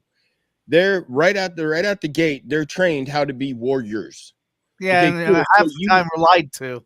Yeah, it's so cool. Yeah. You have 18 years to learn how to be a good person and to be a productive member of society, but then you choose to do a job and they basically take all of that away and they teach you what they want, but they don't. At the end, when you're ready to come out, they don't teach you how to go back to how it is and how it was, everything you learned at 18. So you have, like me, it took me almost about 10 years to get out of the mentality that nobody mattered to me. I was going to protect myself and I was going to protect my family at all costs, and I didn't care. Now, after 10 years and knowing that, I sat there and looked like I can't be like this. I have to be a better person in order for me to be a better person out in the world, or even for me to go out in the world instead of holding up and hiding. So that's where I'm saying I think the military needs to do a better job on that. And Uncle Sam, they train you to hurt people, but they don't train you how to be a nice person after the fact. One thing I agree with MJ on that part of it, when you're able to tap into your spirituality piece of it, there's another part of life that arises, right? And so you can live in the victim mentality, or you can be causing the matter of your life, right? And so for me, again, my anxiety in that future of uncertainty was I going to lose my house? Was I going to lose my family? Was I because my pay was going to get cut? Like, I knew that my finances were going, and now you've been in for 24 years and you get a paycheck every two weeks for 24 years. And you're out and you're getting out not by choice. That's for me. It was very impactful, because I had, again, my anxiety came from I couldn't control what But if they would have told me, hey, you're going to get these benefits, this is what I probably would have never had an anxiety from financial. Yeah, because so I agree. I've been blessed. I've been blessed to agree. be taken care of. I From the military. I agree that every freaking person who ever walked out of the military does not know about the benefits. It's a struggle. And unless you sit at a VA hospital and listen to people tell their stories and saying, how did you get that? Oh, we do this or do this. I'll tell you what, there is what they call the Veterans Advantage. And I love it. I love and I also love the veterans group in West Palm. They really have taken a lot of the vets a different route. But I'm like I said, I feel that things have to be balanced in life, and we can't push blame on one thing. And I feel hard about this, that I feel that even though you grew up, right, if the schools doesn't take out the fundamentals of life, I mean, that's what we were taught in school. I mean, I don't know, I grew up in the 70s, right, in the 80s, but we were taught the fundamentals of life, the checkbooks, the how to cook, how to use carpentry tools. We were taught these survival things. Yes, I do agree that the military does change you, and the military does a whole bunch of things that create dysfunction of our mental psyche. That is hard. That is so hard. And to actually not play that victim mentality is to understand that, was this taught and we didn't pay attention?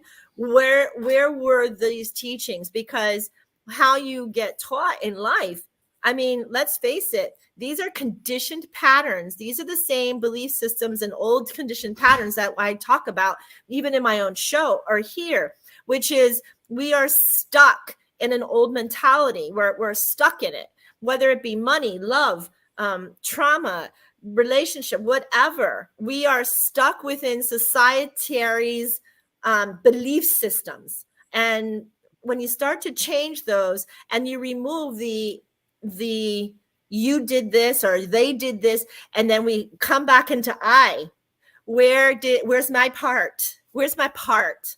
I have to have a part, and all of us have a part.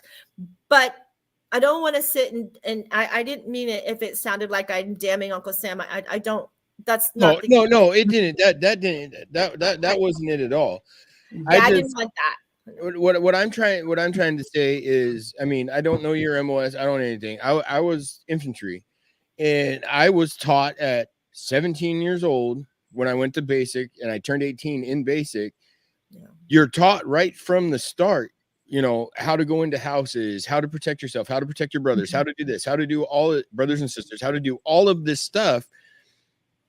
Where as 18 coming out of school, you still have your 20s that you're going to screw around and you're going to be, you know, do the stupid stuff. But now you got guys coming out of the military that didn't have that. So they're jumping right back into that, say in their late 20s, early 30s, and they don't know how to handle themselves because they're in that warrior mindset, not that civilian mindset. And I don't think, and until I'm proven wrong, I don't think the military helps in that aspect. You know, when I got out, they said, cool, here's your 214. Bye. I didn't get to go to a finance class. I didn't get to go to a class on, you know. I didn't. I was Air Force. I didn't get to. And I was Air Force and I didn't get to do that either. But I had those skills. Right. But I had those skills in school before I even went to the military. That's what I'm saying. When 10th, 11th, and 12th grade, those skills were already embodied inside. It was already that practice of, no matter if you were going to the military or not, you had those skills. And that's why I'm saying, is it plausible or in a conscious mind that maybe we can come back to survival skills that a lot of reality in our world has lost, you know? And the survival skills are, how do you get clothing? How do you make it? How do you make your own chairs, tables, whatever? And how is it that you plant your own garden? And how is it that you create your own little checkbook to figure these things out? And these are fundamentals that I feel very sorry. I have two children. I mean, my children now are 33 and 31, but my gosh, they didn't didn't learn this. They didn't learn this in school because they took it out of the curriculum. So, right. And I'm so saddened to hear how that is really affecting the military, because that hurts me. That makes it just another trauma. I have yet not, and maybe because, as Farron said, nobody wants to talk about their finances because of their judgment. Well, judgment's the first thing we have to go, because I can tell you, even as a disabled vet, I was flying high off with my education because I went in guaranteed, and I got my education. So as I was flying high, the minute I would get into my wheelchair and come out of remission like an MS and not be able to work for 18 months, well, guess what happened to my bank account? Dwindled away. Yes, sir. So will that save for a rainy day? How much do I have to save for a rainy day? Exactly. Because 18 months that I'm paying $5,000 and $6,000 a month in bills, that goes pretty darn quick. When you can't. So the subsidiary that the military are actually giving people who become non-capable of working doesn't work. It just doesn't work, especially when economy raises. And I understand that. So I feel that as I'm sorry, was the guy's name Joey? Yes. Okay. So Joey, I would love for him to tell me on his podcast, and I'll listen, because how do you save for that rainy day? Because I mean, I'm old school, put it away, save for a rainy day, right? I mean, and then you're saving, and you can have $60,000 to $80,000 for a rainy day, and next thing you know, if you're wheelchair bound, $60,000 of that goes right out the door with all your other expenses that you have. I deeply understand that disassociation. Hence, that's when I went back into Deepak Chopra. I went back to filter where these blocks are. And it takes you through people who have avenged you or people who you love, and how you learn these life lessons as catalysts. And it brings you back. And I've watched it.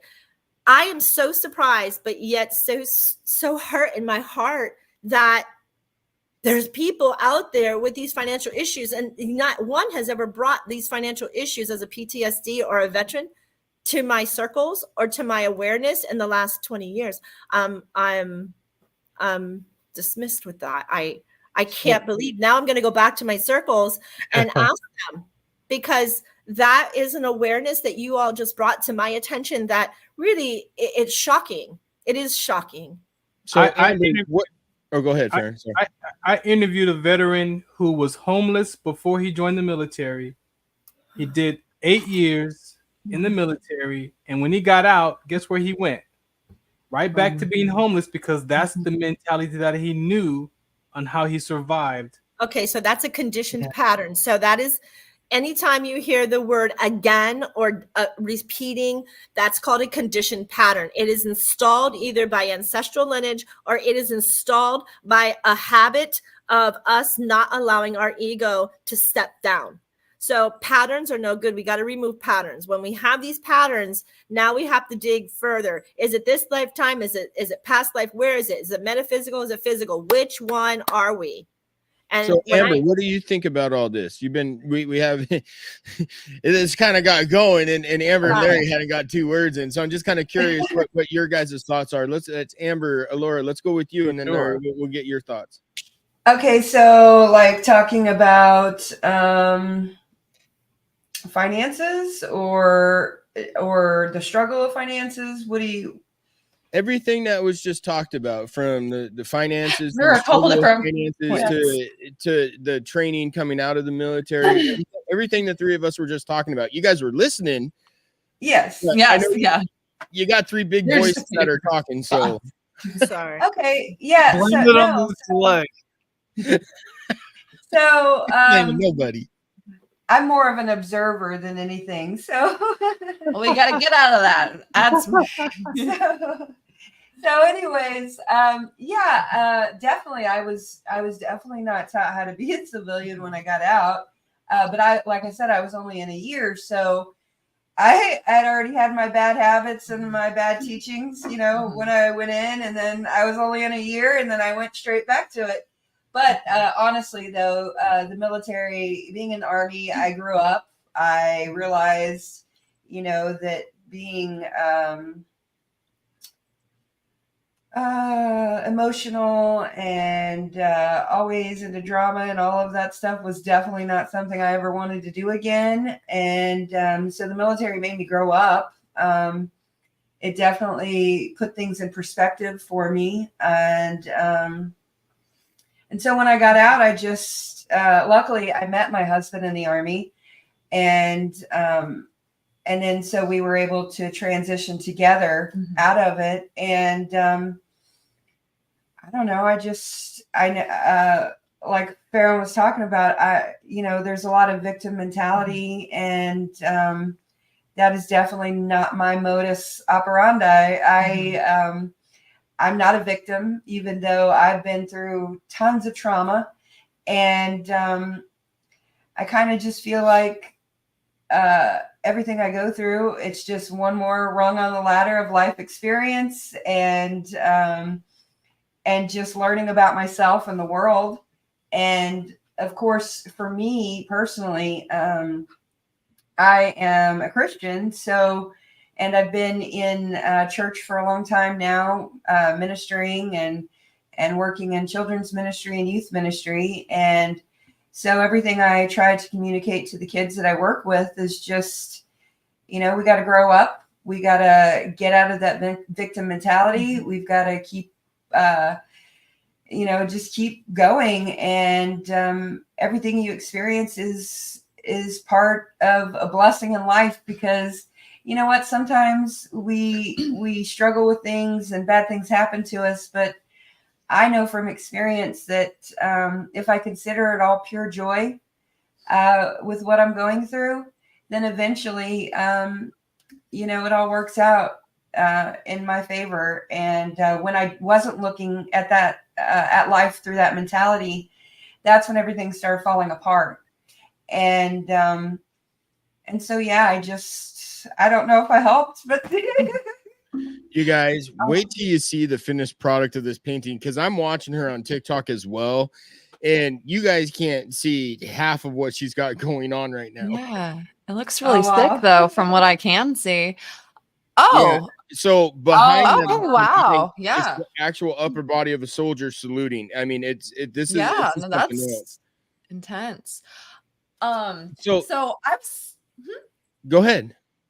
Oh, all I was gonna say is clearly I'm not in the military. I just have I was gonna say my parents are both veterans. They met in PTRP after they both got injured. And while I'm not in the military myself, so many of my friends, I would say like the majority of my like actual close friends, because I don't really have a bunch, but they were all ex-military, and mostly Marines. And I guess this has also to do with the financial aspect of it. But I'm 24, or I'm about to turn 24. So I'm kind of like in a weird spot. My friends went to the military right before COVID hit. And COVID just kind of like threw them for like a crazy loop. And I only know the tip of the iceberg of what was actually going on. But from what I hear, it was absolute insanity. I have, two really close friends, or actually 3 really close friends that had gotten out of the Marines. And, one of them is doing all right in life financially and everything. But emotionally and mentally, it just took a huge toll on him. I mean, I actually just got a text from him as I'm speaking. That's so funny. Anyway, it took a huge toll on him mentally, emotionally. And, him and I had lost contact for a couple of years because of various things. But him and I recently got into contact after something that I'll bring up. He's just completely beat down, and he thinks of the government and the military as just this horrible thing. And I'm not going to say that I don't understand where he's coming from, but they really just did not prepare him for life. And something that's a little more upsetting is one of someone that I would consider to be probably one of my very, very best friends. I was very, very close to in high school. He got shipped out to Okinawa in Japan during the pandemic.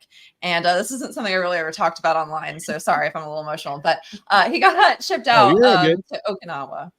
And he was there for how long did that last? Like 3 years, the pandemic, 2-3 years, something like that. He was not able to go home. The restrictions that are in Okinawa are so much harsher than the restrictions that were back here. And, you know, I understand to an extent, but I mean, they would have to quarantine for weeks. I think it was like 2 weeks that they had to stay in their room by themselves before they were able to go and do various things. And it switched, you know, but I mean, this man spent so much time by himself. He would just randomly FaceTime me all the time. And just, he'd be drunk as a skunk. He had nothing else to do. You know what I'm saying? If you're alone in those rooms, of course you're going to want to drink. I mean, I can't blame him one bit. But anyway, there were a lot of suicides that were Amber. Yeah. There's a delay. Sorry, guys. Purple Poison wanted to reach out and tell Amber your story that you're strong. She loved listening to it. Thank you. Oh, that's so lovely. That's great. That's great. Thank you. But yeah, all I was saying was when nobody was able to go home for 2 or 3 years, there was a lot of suicides that were happening over there. And my friend ended up having to be one of the people that had to go in and check on people and get the bodies and all that sort of thing. So again, I've only heard bits and pieces from him, but I can only imagine how horrible that is. I mean, you know, not to get into a whole other separate topic, but you know, her father committed suicide in our home when I was about 9 years old. My 4-year-old brother found him. So we've had very close proximity to that sort of thing. And me being removed from it, but still around it, it was hard enough. So I can only imagine actually physically seeing it and over and over and over again. And then, I was saying, but regardless, he finally did get back to the States in 2022. He got out of the military and everything, and he had dreams. You know, he had aspirations. He wanted to, funny enough, open up a bar with one of his Marine buddies and do a bunch of stuff. And I had a conversation with him one day, and he seemed a little like he was planning to not be here anymore. He didn't specifically say it, but just I got the hint from certain things that he was saying. And he just, you know, the military's not helping me. I feel like nobody can help me. There's nothing that can be done, all this stuff.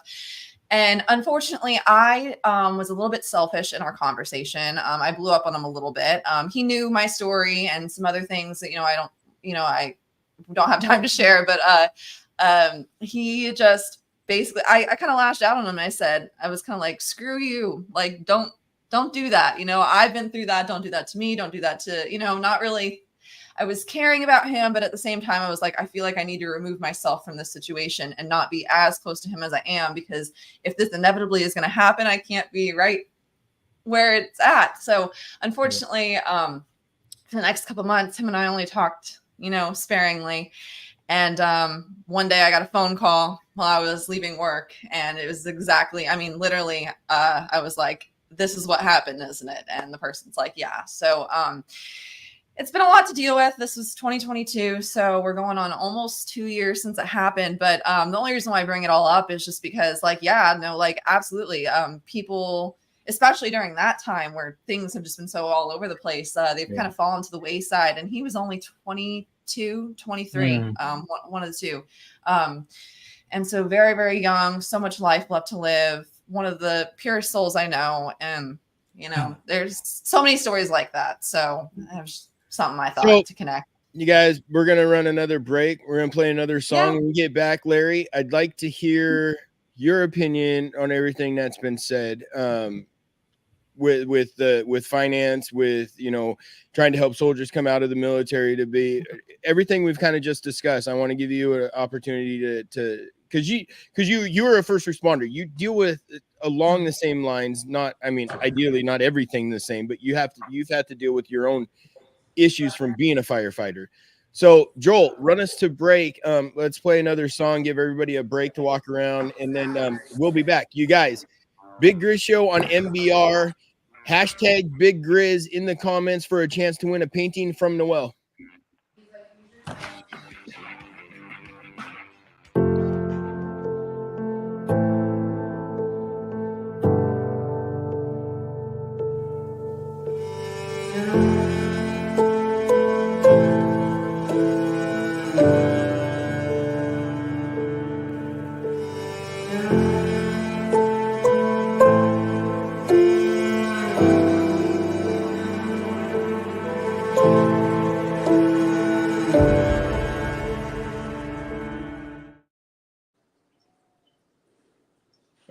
if he's playing another one or not. So I was waiting a minute because usually he's a little bit late on the clicker. Okay. Yeah, it's all right. I didn't hit that commercial went down a little bit, like it's cut. We might need to check into that. No, that was actually what they sent me. It's only like 30 seconds. Okay.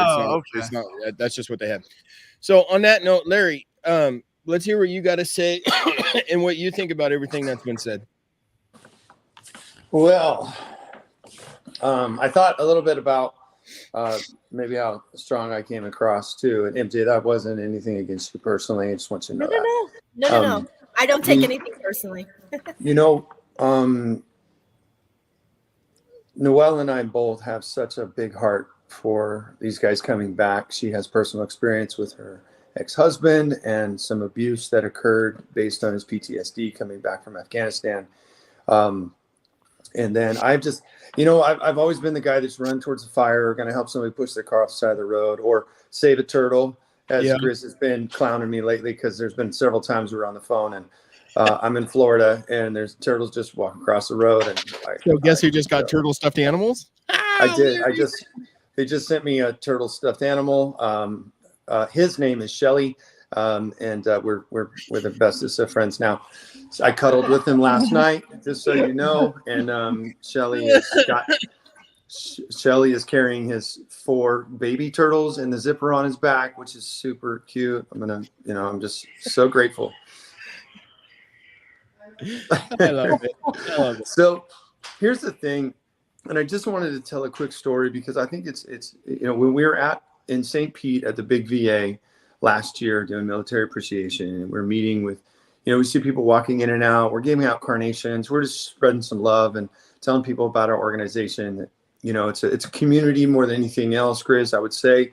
Obviously, we want to do bigger and better things, but we just have a community of like-minded individuals that are ready to hear or listen or help you off the edge. I've been on multiple calls. I usually take the first responder and paramedic and police calls. Grizz takes a lot of the calls when it has to do with vets. But, I'm at the VA and this guy pulls up and his son gets out, young man, maybe 23 years old, like 6'6", skinny black dude, and gets out and just walks straight in the doors. And he had that look. And I know, if you've been around anybody that's recently out, he had that stare, and I just said hi and he walked on his way.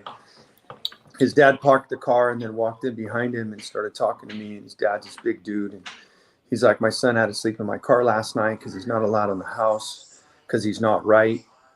And I said, well, I'm so sorry to hear that. We started talking about resources and any way that we can help. And then, I asked him if I could pray with him and I could talk to him and I could sit with him. And this ex-vet, 6 foot, whatever, 300-pound, big old black dude, man, just melted in my arms. And I hugged him and prayed with him. And this is the thing that they're dealing with. This PTSD is real and it's hard on some people. And so, as an organization, we want to be there for them.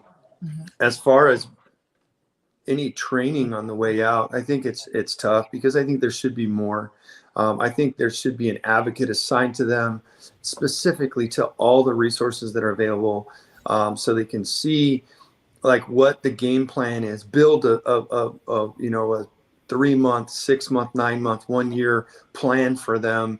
Let them know about the mortgage opportunities and the business opportunities as being a veteran and coming out of the services, having the resources to get their full benefits, and just work with just a brother. I mean, especially, most of these guys get most of their information sitting in the waiting room at the VA.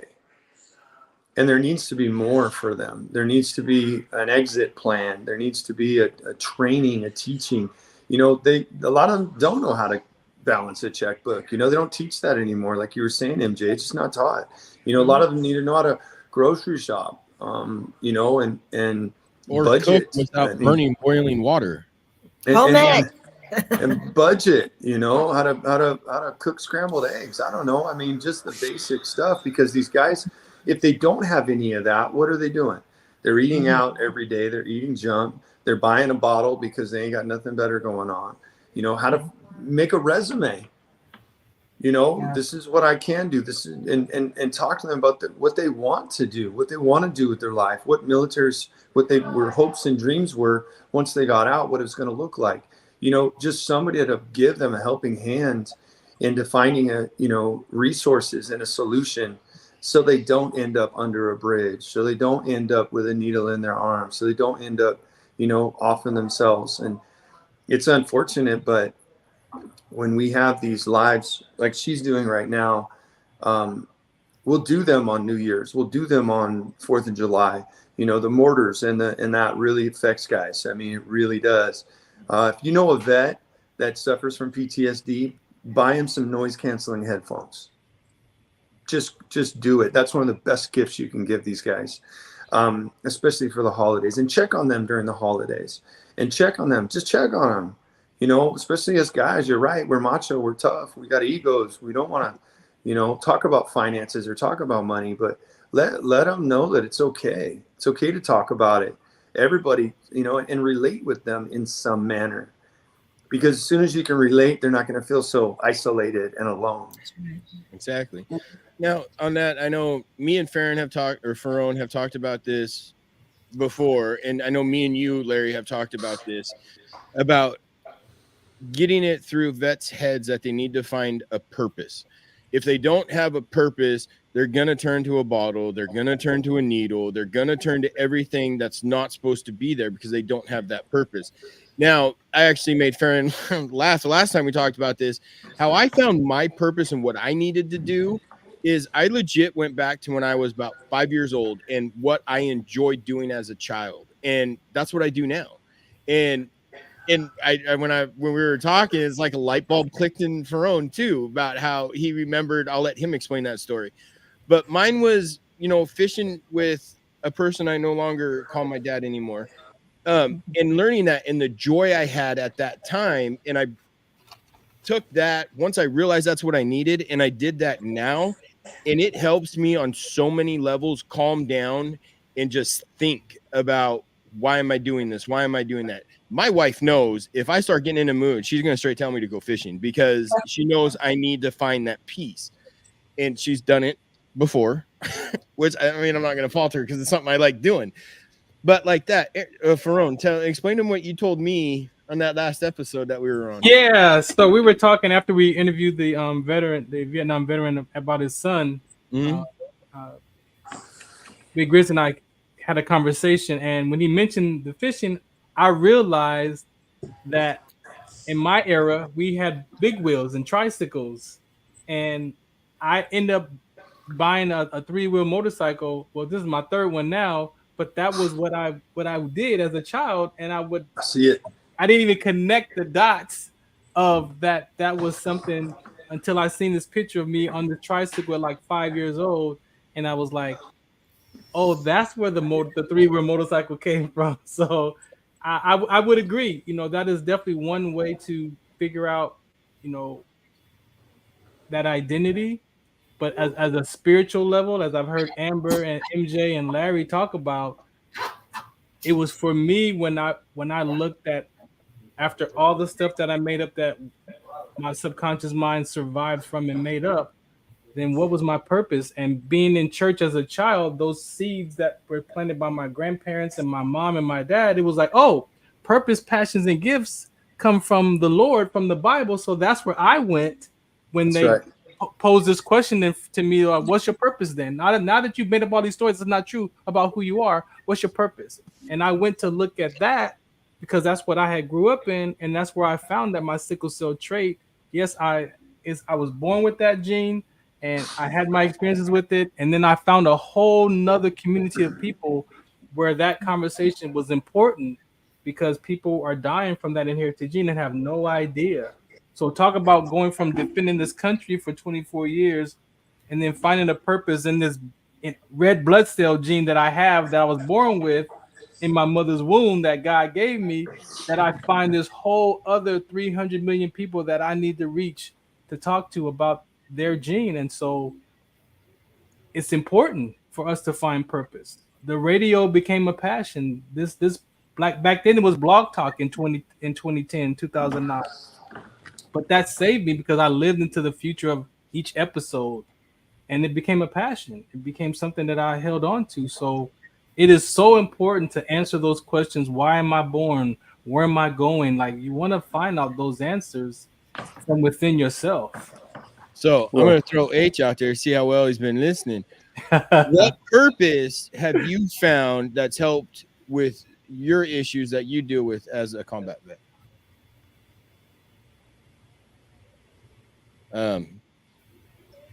Joel, you might be muted. I don't know what's going on. Yeah, there's just a little bit of a delay. There's just a little bit of delay. Okay. Remember, we're taking in a lot of power right now, so yeah, we sure are. Just keep that in mind. I would say the biggest thing would be like my speech. You know, if you go back and listen to like my very first show in like 2015, I mean, it's one of those shows you definitely want to, you know, multiply it to go like 1.5 or 2 or whatever so that it goes faster. But as the years progressed, not only did my mental state got better, especially after my mom died, my being able to talk like fluently and not like search for the words, sooner or later it gets better because you're constantly doing it, you know? I mean, it's no surprise. Like when you go to Germany, if you're ever stationed in Germany, you learn some parts of German. You learn a lot, actually. But then if you don't use that German, you kind of, if you don't use it, you lose it kind of thing. Okay. MJ, what do you think on that? What purpose have you found? I mean, obviously I'm pretty sure I know, but let's get it out to the viewers. What purpose have you found to combat and to help with your issues that you have as being a veteran? You know, on my very first show on NBR that I did, it was called Life Purpose, Soul Purpose. And I went through, I thought everybody who enlisted, how you got enlisted. And I forgot the reservists. But for me, I realize now today that if I didn't go in the military when I did, and I didn't have the trauma to my health that I did, and I didn't have the PTSD that I did, there was no way that I could serve as a reverend or a therapist today to help each and every one of you flip it. I had to flip myself. I had to flip those patterns. I had to flip those belief systems, and I had to love me, and I had to remove ego and judgment. And that was the hardest thing. I started at 28 years old to do this. I'm 58, and it took me a while, but by the time that I was able to actually flip old belief patterns and look at a different side and find the conscious or unconscious parts of it, then now is my sole purpose. My sole purpose is service, not service to others, but not in a military sense as a Knights Templar or a warrior. But now I'm allowed to be able to service to others in a more heart-filled way. And I'm able to watch and I listen, whether you believe me or not, but Divine shows me triggers. And when I hear people and I can listen to triggers and they give me the ideology of how to flip those patterns on those triggers. And so as I'm sitting here listening to everybody, they're like, trigger. And I'm like, I have to look up going, shut it, because I hear it, but I'm just so grateful. I'm forever grateful where I am today. I'm forever grateful for my military, no matter that I got injured, no matter what. I am grateful. I am honored and grateful to be here today, to be able to speak. And I am honored and grateful that each and every one of us as a whole are still here and still able to help assist those who are still struggling and pull them up, right? You always have a buddy, right, Battle? Battle buddies, yeah. Right? So you always have a buddy in life, and you always make sure that that person raises you to the highest frequency possible in life. But I do want to share something. I have to leave here at 6:30. Okay. I'm going to go back to Farron. Yeah, I'm very attracted to you tonight. Not that way, but you know what I'm saying. Honey, there is something. If we don't know this, we are all electromagnetic beings, every single one of us, or we would not be able to have gravity hold us to this earth as it spins so rapidly. That being said, in quantum physics, it teaches us that electromagnetic therapies are capable of re-establishing our DNA patterns. So sickle cell has a frequency bearer of a broken DNA pattern. If you give me I don't know where you live, but I live south of Miami, down by the Keys. If you give me a fingernail, I will walk you and I will put you on my system that will shoot those frequencies directly up to satellite and come directly to your DNA to help you fix that. I can't promise you the world, but I can't promise you the world, but I can tell you that I've watched people with arthritis. I've watched people with ADHD. I've watched people with PTSD on my system holding nanotubes heal themselves, heal me. I am forever grateful of somebody who, with Albert Einstein, his name was Dr. Rife, and they kicked him out of the United States, our government did. And if you actually listen to him and Tesla, these are the cures of electromagnetic frequencies of quantum theory physics, and they mold together. So every single person, I was actually able to heal my myelin around my brain. I was actually able to, they told me, here, I'll give you one. I came out of remission in October 1st. I'm going to cry, but I'm not. October 1st, I was wheelchair back. And it was the first time I trusted not to have a morphine pump put in me from the VA with the pain of that, with the knife stabbings. And I trusted my little machine by Dr. Rife, God rest his soul. And I had no pain, zero pain.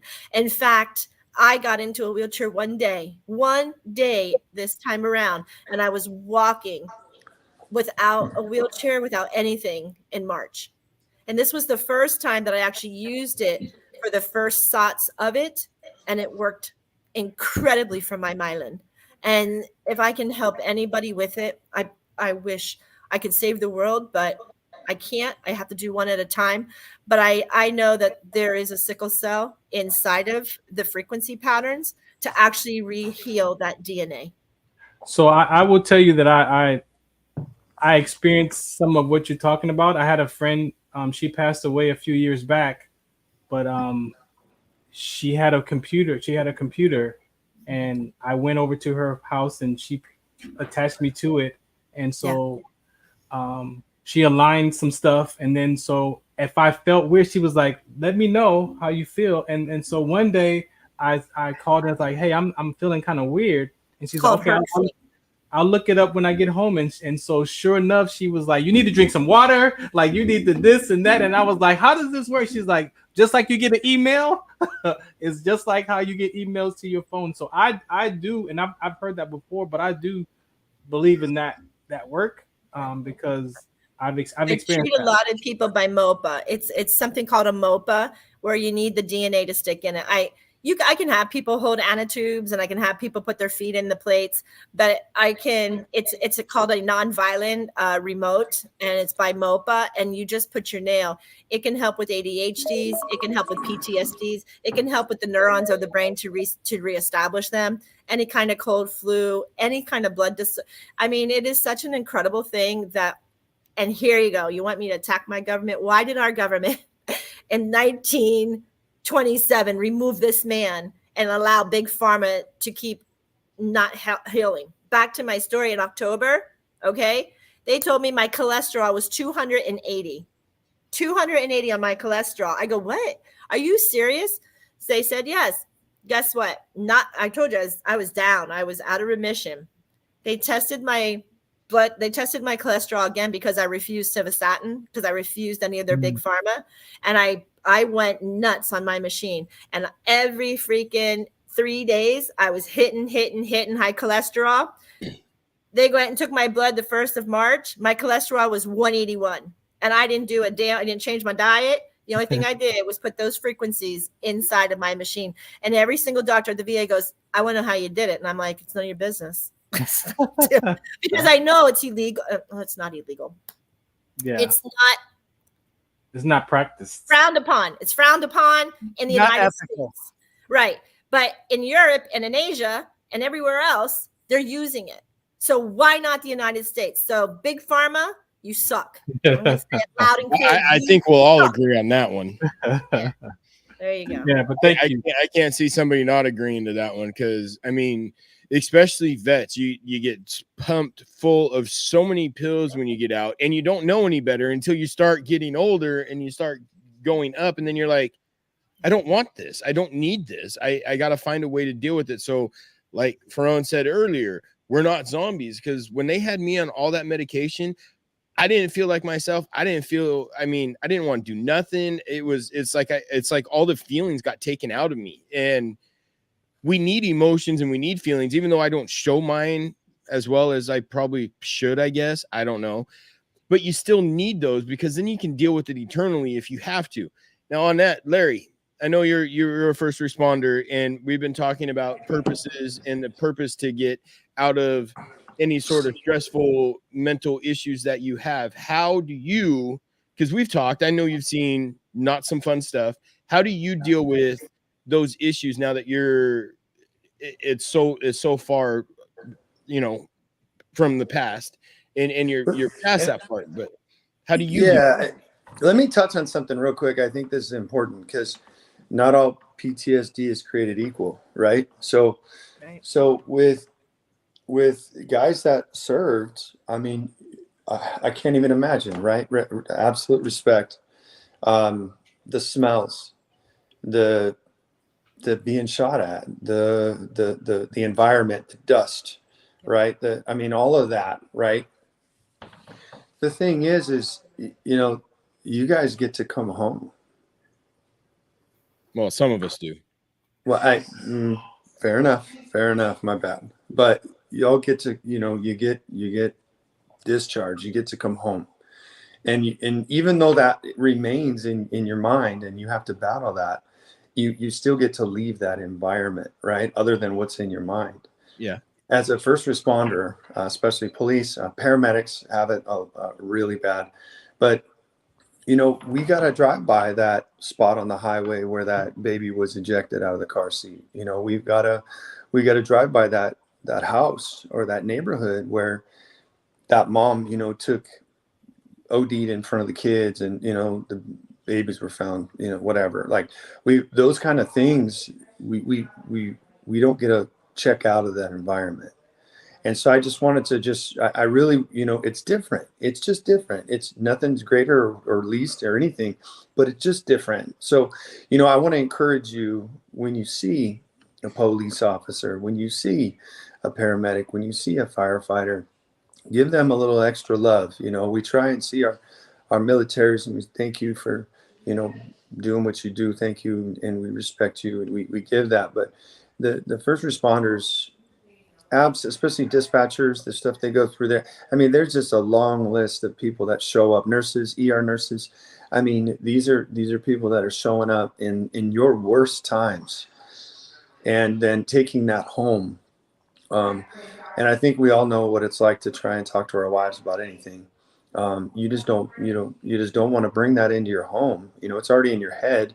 You don't want to bring it into your home. So, who do you talk to? Well, I'll tell you what, as a firefighter I want to say, as a firefighter to talk to, and I was a short-term volunteer, but I've been sure, when you did that, MJ, life. You look like Eminem. So I just want to make sure that, talk to anybody that was a first responder can understand. They can understand, don't just keep it in. And reach out to those guys. So as far as how I kind of got through it, my Lord and Savior Jesus, man, does everything for me every day, all day. I just serve, and I was just talking to an old pastor that I had years ago, and ministry minded and kingdom minded, and building the kingdom, and trying to, Noel and I had a talk a long time ago, right as we founded Lady Liberty, and it was, you know, we can help vets pay their bills. We can help get them medications. We can help them with resources. We can talk them off the ledge. We can do all kinds of amazing things for people.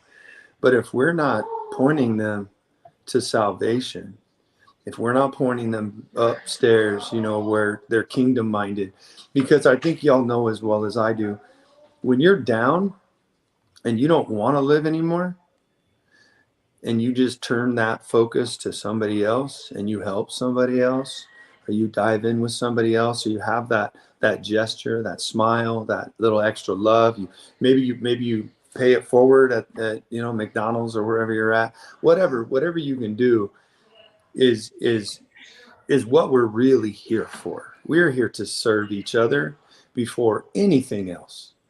And so I think the biggest thing for me is knowing that I have no regrets, everything that I've gone through. And I grew up in Los Angeles. I grew up in the hood. I spent some time with, you know, in the gutter for sure.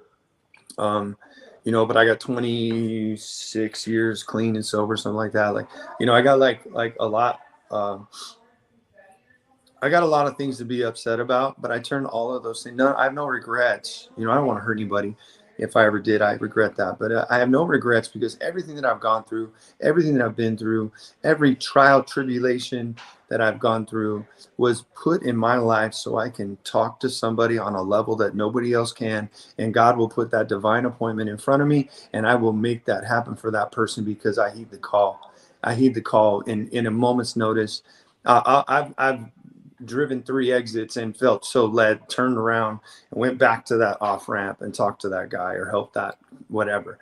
Like, that's what we're here for. You need to be in tune with your spirit, your Holy Spirit. You need to be in tune, and you need to be able to heed that call, because that's truly what we're here for. So for me, Grizz, you know, I'm here to serve. I'm going to continue to serve till the day I die, whether it be with, you know, a mask on and a SCBA tank on, walking into a fire, or whether it be, you know, walking down the street talking to a dope picking fiend. up turtles off the side of the road, or picking up turtles. Yep, I'm gonna save turtles. I'm gonna do whatever I can. So that's me. I'm just service minded, and the more I focus on other people, the less I give a crap about myself. Hey Larry, I appreciate you saying that, because I have some retired police officer friends, and as we focus on veteran suicide and youth suicide, I didn't know that the police suicide rate is almost as high as ours as veterans. Like, I didn't even know that was an issue, because it doesn't get really talked about publicly.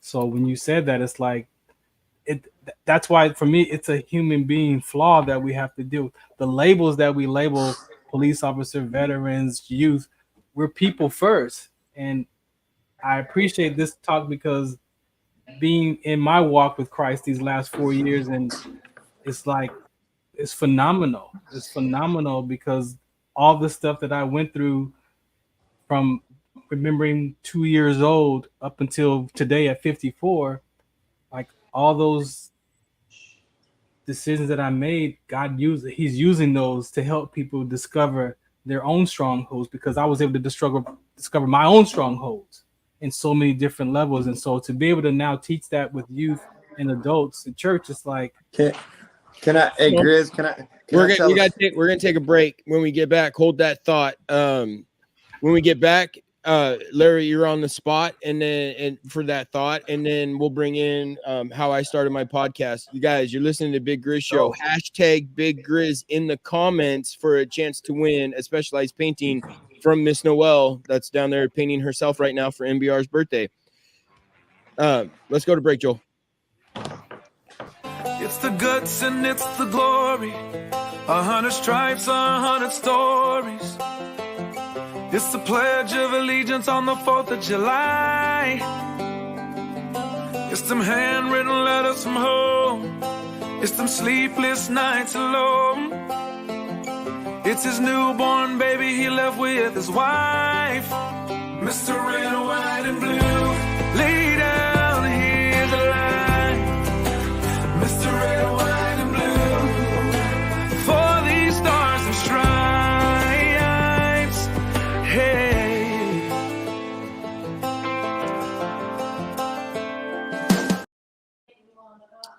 So back to the Big Grizz Show. On that note, that last ad that was just shown, that is a friend of mine, Larry and Noel's. His name is Andrew. He is a Gold Star sibling. And what a lot of people don't realize with the military is a lot of Gold Star siblings, they don't get the recognition that they are a Gold Star family member. It's always the parents or the wife or anything like that. Andrew does amazing things with flags for Gold Star siblings, that he will make a flag and he'll just show up at a sibling's house that lost their brother or sister in the military and give them a flag he hand makes by wood himself. It's a very, very cool thing that he does. So on that note, Larry, you were responding to Ferone before we went to break. First, Andrew's an awesome guy. He had a really sad story about his brother. I know him personally. He's a good dude. So yeah, it's an awesome organization that he started. I think it's a beautiful thing, doing things specifically for Gold Star families. Gold Star siblings. Gold Star siblings. So I want to tell a story, and God spoke to me a while back. I made a video. I don't know if I saw something somewhere and it prompted, I don't even know, but this is a cool story. Okay. So you die. You're walking up through the clouds, pearly gates, whatever you envision that is. You're walking up and you're like, man, I made it. I did it. I did it. I made it. I made it. I did it. Right. You're like, finally like, wow. And the music and you feel some wings growing or whatever happens. Right. So like, you're walking and you look over and there's like Peter and John and you're like, what? Right? You're like rock stars, right? Like, what? And you're like, man. And so you walk over and you're like, whoa, what was it like? You saw miracles. You were there. Like, what was it like? I can't even imagine. I read so much about you. They're like, you're like starstruck. And they tell you a couple of stories and you're like, man, that's wow. Just wow. So then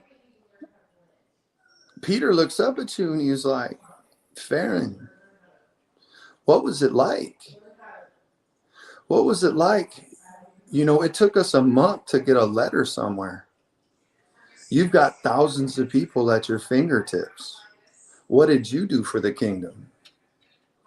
And my thought on that is we do have such, like we need to be bold. We need to be unashamed. We need to be unapologetic, and we need to tell it like it is.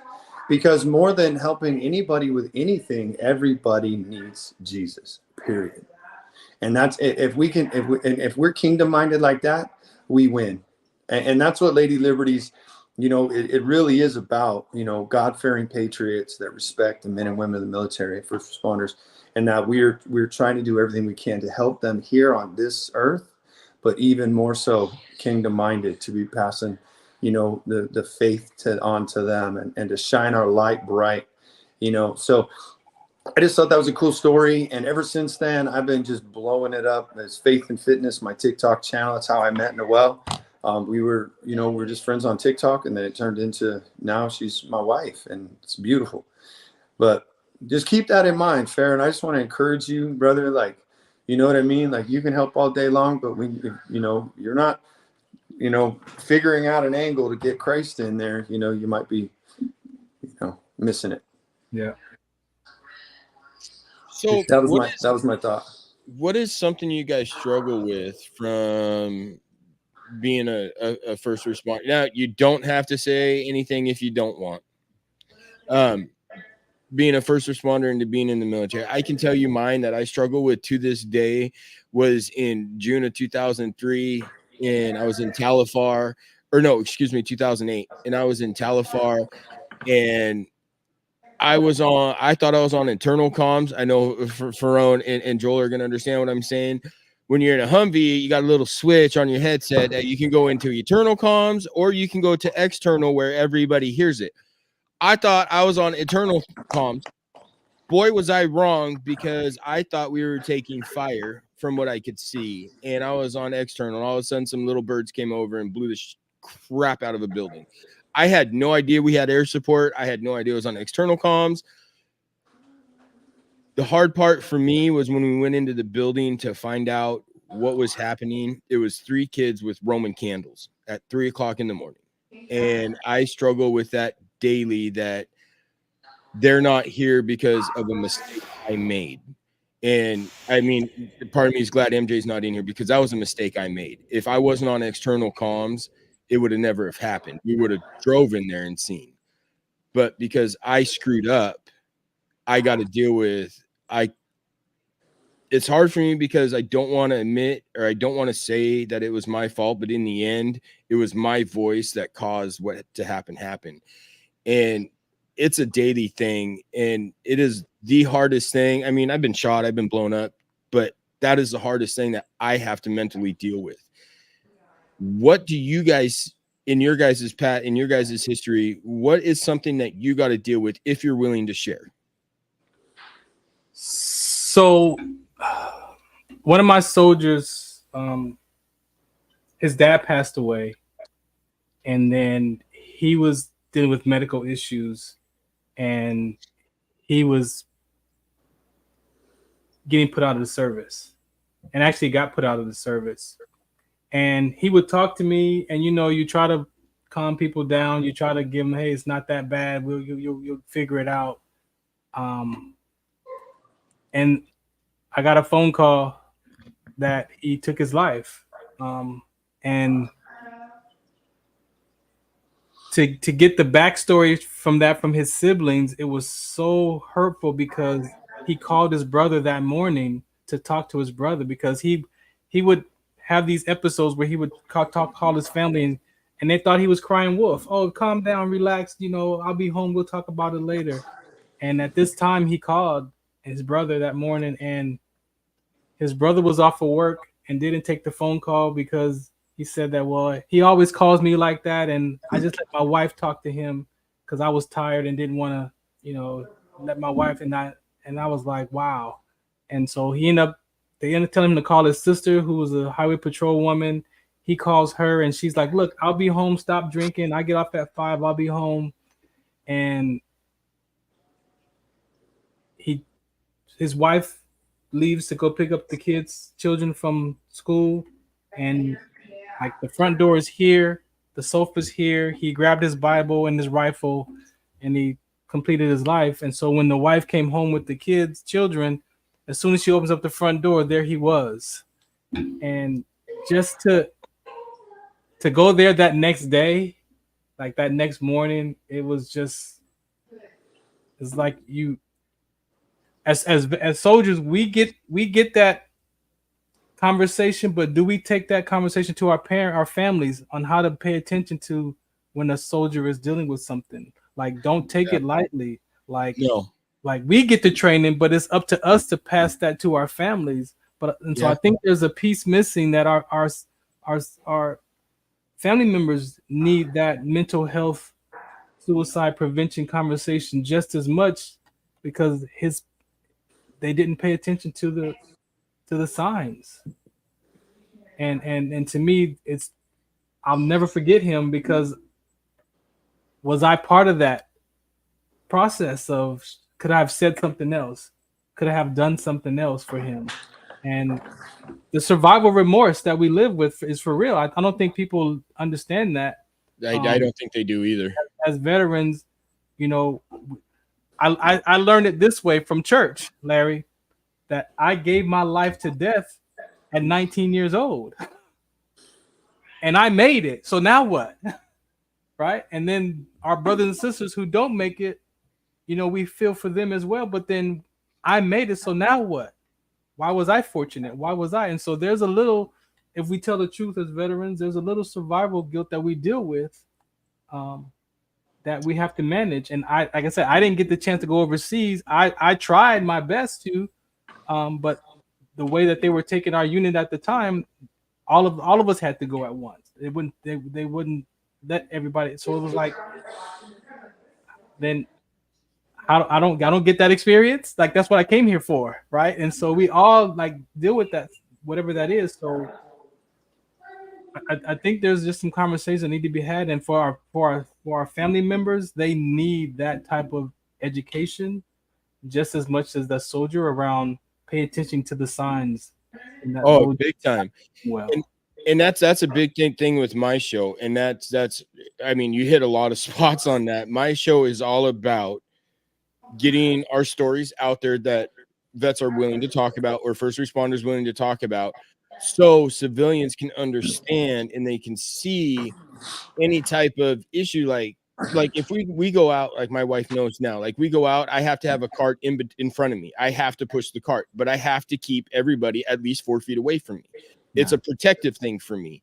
But she also knows from my show, and other people will know, that if I'm quiet and if I'm like with my back to the wall, something's going on. Something's making me nervous.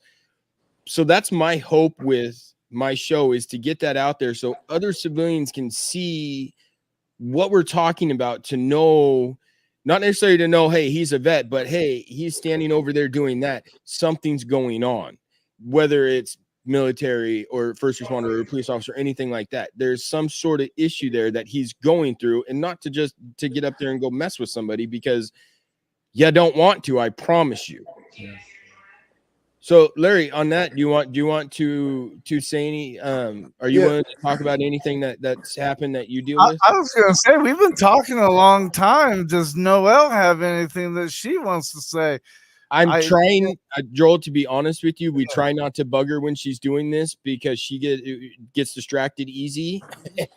Larry knows, and so okay, we just want her to go. Yeah, and the other thing too is the other thing too is, due to the fact that she was in a horrific accident and her body's pretty beat up, she can only go so long. So the more we let her knock it out, the better it is for her back and everything. So, Farron, can I ask you a question? For sure. Do you think that, I can say it on here, suicide keeps you out of heaven? From what I understand for myself, it does. It's not in the Bible. And I would say this, like, I don't, I can't speak for God, of course, but I do read, and I looked at, because we have to look into this, right, with what we do. Mm-hmm. And like, I feel like in a moment, in a nanosecond, people can accept Christ right before now they die. that for now that I totally agree. And then we think about the thief on the cross, right? He didn't tithe, he didn't read the Bible, he didn't follow any rule, he didn't do right, but he's next to Jesus, right? So I think it's a matter of the heart, and just because a heart is in a weak state, just because a heart is broken, right? As long as they're not denying Christ, I feel like they have a place in heaven. But right? what about Judas? But what about Judas, though? Well, I think Judas made his own bed before that. I don't know.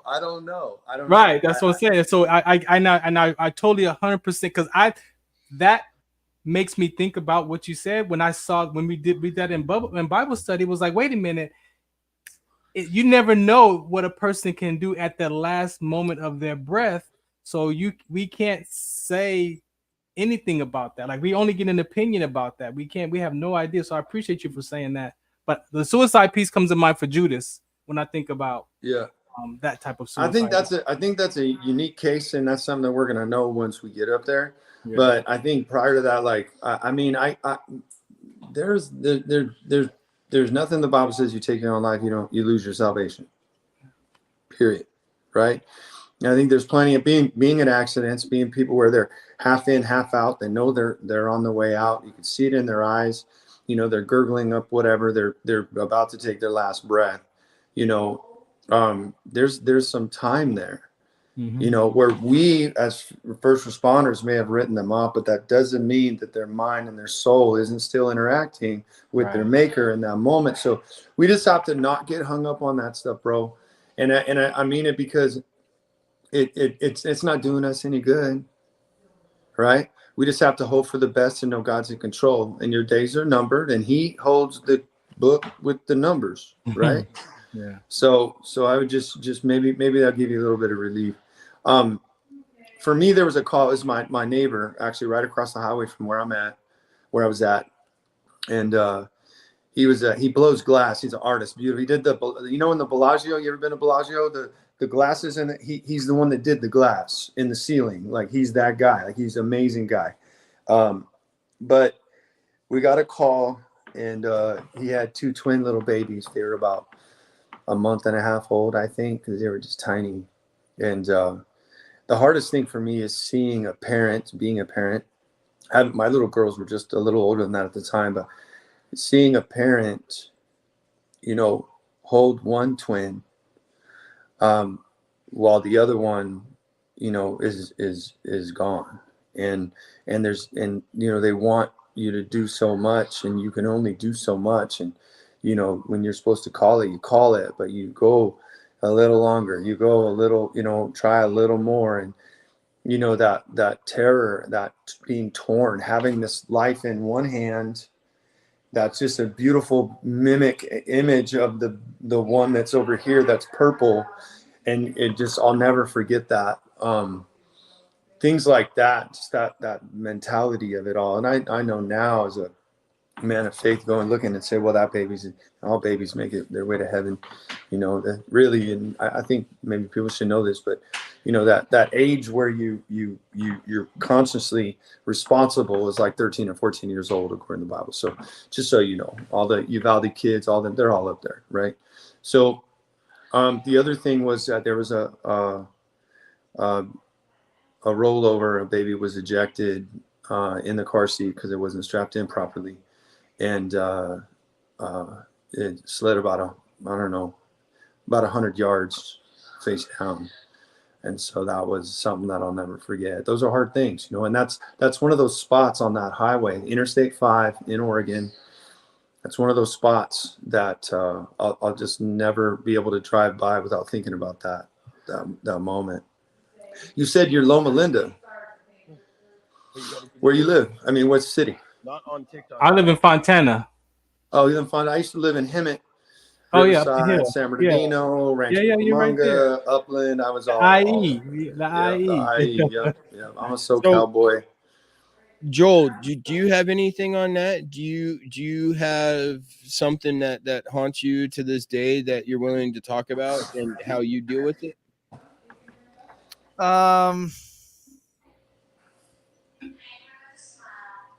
So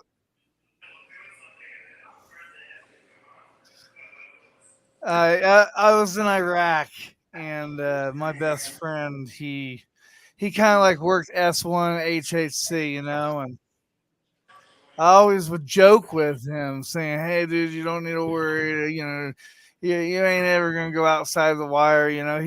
He was the kind of guy that would bring me in dust. I mean, that was his job, and I said that, and then when we went to the GNC, because we was kind of like OP guard section, like the internet and everything went down, and that was normal, with the whole like battalion stuff, like for the internet and the phone lines to go down every single day. I mean, that was pretty normal, you know what I mean? And we had a meeting after it, and they said Brock Buckland had been killed, and the amount of disgust I had with myself, because I always joked on something, we had that little thing, knock on wood kind of thing. Here I am joking with something, and then I have to live with that. Yeah. I mean, we all have those. And it wasn't just him. Like, it happened in my first rotation. It happened when we was there, and Nieves died. And it wasn't I was trying to be like funny or whatever, but like I find myself that person that wants to be in the room, that kind of wants to, keep their stress down, hey, don't worry about this. We got a Democratic as a president. We're never going to war. Don't worry about it. Not stuff that I like really truly believe, but just something like try to crack jokes with, to kind of bring their anxiety out, because I've learned the hard way, when you bring out everybody's anxiety, it doesn't help the situation. So, just poking the bear or making it worse than it already is. I mean, it doesn't help the situation, and sometimes we got to take a step back and realize that. Hey, the great Wheezy, G Wheezy, you're jumping out saying hi. No, these issues suck, and that's, in my opinion, if I could talk more about what had happened with me, I think getting the stories out is actually going to help more on the helping civilians understand. And that's one thing vets are really good at, is hiding. We hide our feelings, we hide our emotions. We're very, very good at that until it creeps up, and then it kicks you in the ass when that happens. And that's not the fun thing. So if somehow we can get everybody, or get keep doing what we're doing and get these stories out there, so more people can understand. And hopefully seeing this, people are going to, more vets or first responders are going to be like, hey man, I want to get my story out. I mean, I've had people, that's what we were going to talk about in my podcast, how it started. My bad, I forgot. But it is one of those that just helps get those stories out and gets people to understand what we go through day to day. Now, Joel, you wanted me to talk about how I got started with my podcast. So I have personally had my podcast for, I don't know, about 3 years now. And how I started it was I had this mic just like this on a boom. And I would stick my phone on there on speaker, and I would talk to the person on my phone, and I would record it onto my computer, and it would pick it up. That's how I started my podcast. And it worked. I mean, it did great. I had it for 2 years, and then all of a sudden I get an email from Mr. H down there. Hey, I seen your podcast and I listened to it, and I think you might be a good fit for MBR, or however the email went. That's how I ended up here. So if anything, anybody takes, if you want to do something, you just got to do it. And what you want to do and what your end dream or your goal is going to be, or your goal is to get to that point, you have to put the work in. If you don't want to put the work in, you're not going to have the opportunities that you're dreaming of, but you got to put the work into it. At least that's how I see it. So that's my story on my podcast. So, do you have a story, Farron? Do you have a beginner story, Farron? Hold on 1 second. Okay.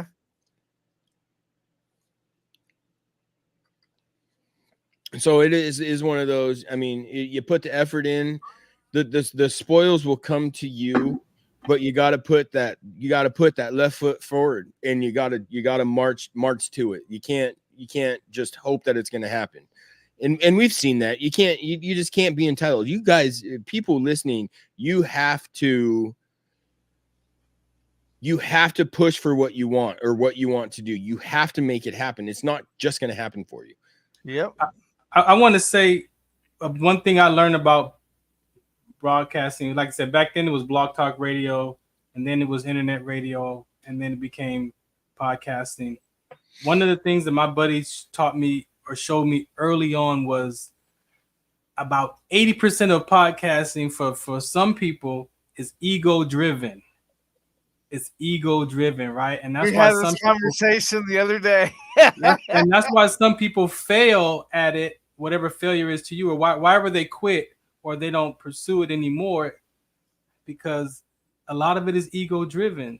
And when he shared that with me, I looked at why I started broadcasting, and it wasn't because of my ego. It was a passion that saved my life. So I want to say that for those that are interested in doing podcasting or broadcasting, recognize when your ego is in the way, because it can also be detrimental to your show. Because if you think it's really, unless it's a show that's all about you, it's fine. But when you get into a conversation and you want to help other people genuinely, sometimes that ego, and it's not a bad thing. Sometimes it's the fear of, am I doing it right? Like, there's no right way. When we go live, hey, I go through the whole show, whether there's technical difficulties, like you got to be okay, especially if you want to be a live broadcaster. If you want to do it pre-recorded, then you can manipulate it after the fact. But a lot of times when you do a live show, anything is possible, and you've got to be okay, and you're not gonna look bad, right? So when I say ego, is also you're not gonna look bad if something goes wrong, if something happens. You got to be okay with that. And because technical difficulties, they happen. We've seen that in this show. Yeah, they happen daily. They happen, and so I want to say that for those that are beginning, or you're on the fence of, do I really want to do this? It takes confidence. It takes courage. It takes a way of being just as much as what you got to do. It takes a way of being, and I think we discount, Larry. We discount that human being experience. Is so valuable than just what we do in life, because that's the heart of us. That's the heart of that person. And sometimes that ego will want you to quit, right? It will cause you to quit and give up and question, why am I even doing this? And that's something that's important. And I check my ego daily. I recently had to look at it because I just discovered that, I live in a world of, I'm not good enough. There's something wrong. I'm on my own. I don't belong.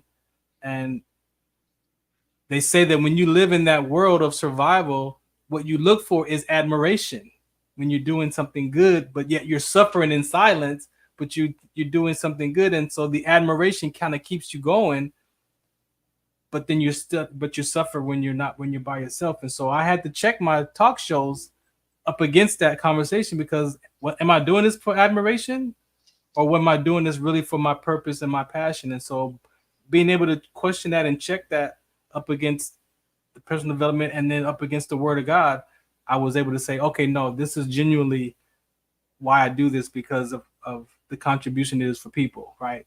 And so ego. 80% of podcasting can be ego driven. And so you want to check that at the door. For sure. I wanted to say that. No, I get it. And like, even when I started, you're talking about ego. Even when I started my podcast, when you're posting podcasts, and I was doing it almost every other day, and you're posting it and you're not seeing views, you can get down on yourself real fast. Like, is this even worth it? Now, the fact that I pushed through and I kept doing it, I mean, we've hit probably over 100 people between all the different platforms today, not to mention at one point there was 30 on TikTok. So it's pushing forward, and we just got to keep doing it, and everybody's got to do it. I mean, if you're going to win the lotto, you got to go buy a ticket, right? Larry, I wanted to talk to you more often offline, man, because the spiritual conversations are so important in these aspects. Because again, when it came to the likes, and when I started, it was never for how many views I got. It was never for I got to get a sponsor to pay for it. But then when you get exposed to that, then it becomes the driving force of, I got to have this many views and this many, and I got to get a sponsor to pay for this. And then God, the Holy Spirit nudged me and says, who you supposed to reach, you're supposed to reach. And it's not the whole world. It's not about reaching the whole world. There's a community of people that you are going to reach. And if it's the one person in their room that listens to that show, or they might watch that show 5 years from now, like, you can't look at the numbers. And what I got was from my military career, all of this putting together is be the leader of your conversation, not of man. And that helped me peel off that military mindset. It helped me as an advocate for sickle cell trait. And not everybody cares about sickle cell trait. And I have to be okay with that, right? And if I don't, then I'm going to make it something wrong. I'm gonna make it a negative that people don't want. They're not, and they're saying no to Farhan. No, they're saying no to that cause, but it's nothing to do with Farhan personally. Yeah. And being able to separate yourself from the work that we do in these conversations, again, is very important for your mindset, but for your heart that subconscious mind is powerful, right? And that's when that mouth is closed and that voice is going on and you hear all that cynical and judgmental stuff, but you haven't spoke that out of your mouth, that voice is not you. And I had to learn to separate myself from that voice because that voice drove me for many years. So I think, guys, go ahead, Larry. I think too that, just being genuine, right? You were made perfect in his eyes, so live it, and share that hope and that light, and it doesn't matter how many people are watching, when I first met Noelle, we'd get on a live and she had 200,000 plus followers on TikTok. And, there'd be 50, 60, 70 people in that live any given time, right? And we'd be going for hours while she's doing her makeup. And what happened was TikTok shut down that account, whether she was being political or whatever the reason being, it shut it down. And she used to say, TikTok this, TikTok that, it did this, it did that, and then, it's a beautiful thing to see her blossoming. And I don't know, about 3 weeks ago, I think she was, I heard her talking to somebody. She's like, no, I know God took down that TikTok because it was getting a little bit too much about me. Oh, wow. A little bit too much about me. Good for her. And I know it's a beautiful thing, and then seeing her blossom and grow, or telling somebody, I think your wife, Naomi, has a whole lot to do with this, Grizz, to be honest. Because we're family. This is my brother from another mother, and Farron, I consider you the same, man. You can get my number from Grizz, whatever. I'll anytime, brother, anytime. But there was a time because I was faith and fitness. That was my thing, right? But there's a little more fitness than faith for a while, and there's a little more thirstiness on there than right. A little more whatever, a little, string of things and getting the likes and all that stuff. And I was in the gym one day and I was in the mirror, I was flexing, I was doing my thing. And God was like, there's your idol. And I was like, no, God, don't take this from me, please, please, please. So I went home. I left right then. And I went home and I took about a week off, and I was just thinking about it, praying about it, because I want to serve him, and I want to serve him the right way. And he's like, listen, I gave you that passion. That's okay. This is a mission field for you. And it really is. And he said, but you gotta do it for me in all aspects. And so I'm thinking well, what am I not doing? I was like, well, I'm listening to Adam Calhoun, and I'm listening to Tom McDonald, and I'm like patriot this and that, and angry American, all this stuff. And so I'm in there grinding and just mad. And how am I approachable when I got veins popping and I'm just angry, right? So that obviously, so I need to switch up the music. So I did that. So now it's gospel or Christian rap or whatever. I mean, I really, really changed that up. And then the other thing was, if this is a mission field, if this is what I'm supposed to be doing, and he's basically said, I'm going to take this from you, or you're going to do it for me, right? And so I pull up to the gym. I usually pray that, I'm going to meet somebody. I'll be able to shine my light a little bit. And then I look for opportunities while I'm in the gym. And ever since then, it's just a game changer for me. So you have to, God gives you, your passion is your passion. That's in your soul, that he made you that way. But if you're not doing it for him, it ain't going to be as great as it's supposed to be. Okay, so it looks like Noelle is done. So I know she can hear me. Maybe you can have her show the whole thing that she's done in the camera for us and get that ready. We're going to take a break, and Joel, play a song. And when we get back, we're going to run the drawing for the personalized painting from Noelle. So if you guys are watching and you haven't yet, hashtag Big Grizz in the comments, and you will be entered for a chance to win a painting from Noelle of your choosing, and I will get you guys together and we'll get that figured out. And they're really cool paintings. I've seen them. They remind me of like Thomas Kincaid paintings. I mean, she's good. What she can do on her, she can do on a painting, and she's not doing it backwards. So you guys, Big Grizz Show on mbrradio.com. Let's take a break, and when we get back, we'll dive back into this and do the drawing.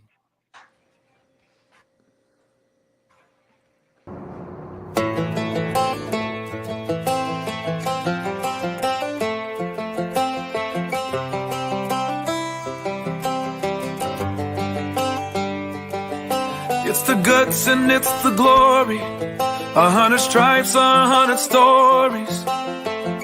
It's the Pledge of Allegiance on the 4th of July. It's them handwritten letters from home. It's them sleepless nights alone. It's his newborn baby he left with his wife.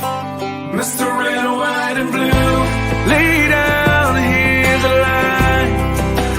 Mr. Red, White, and Blue, for these stars and stripes. Hey,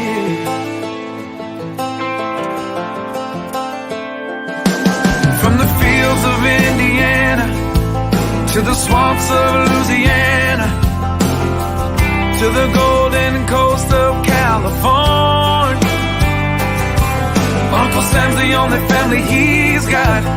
His purple heartbeat won't stop, and his 18th birthday was the day he was born. Mr. Red, White, and Blue, lay down, here's the line. Mr. Red, White, and Blue, for these stars and stripes. Mr. Red, White, and Blue, stand on the front line.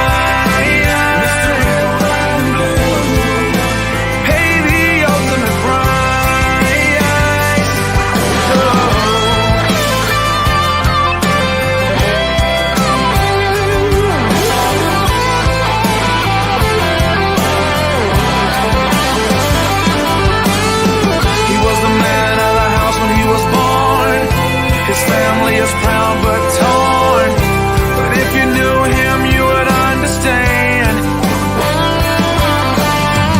He was raised on how to be brave, just to see the flag still wave, and then he came home with only one hand. He's Mr. Red, White, and Blue, lay down here to lie. Mr. Red, White, and Blue, for these stars and stripes.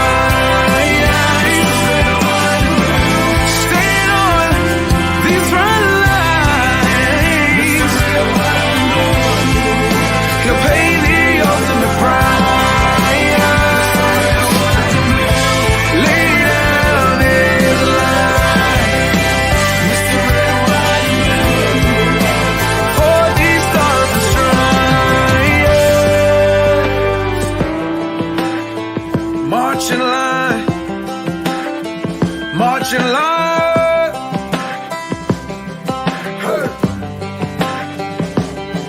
Hey.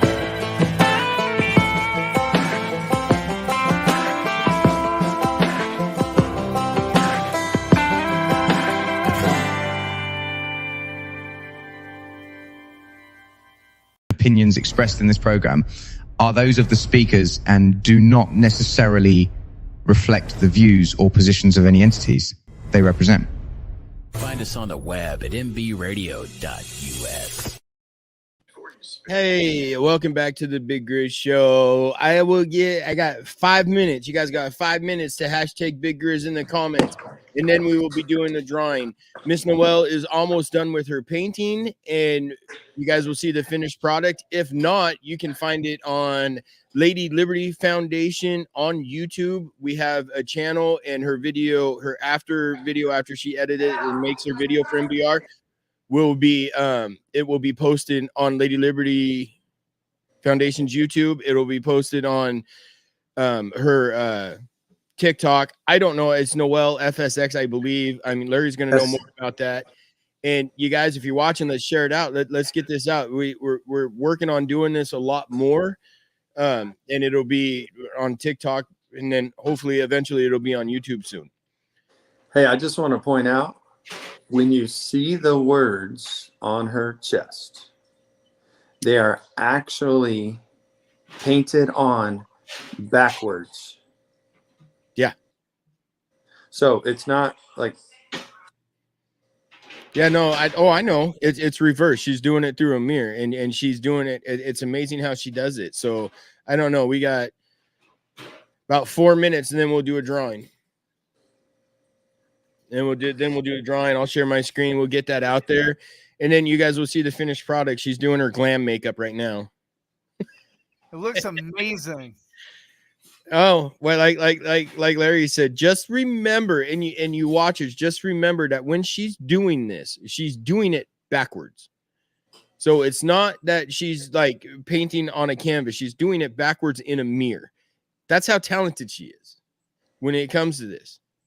We need to get her to do a halftime show at the Nuggets or at your guys is the Trailblazers, right?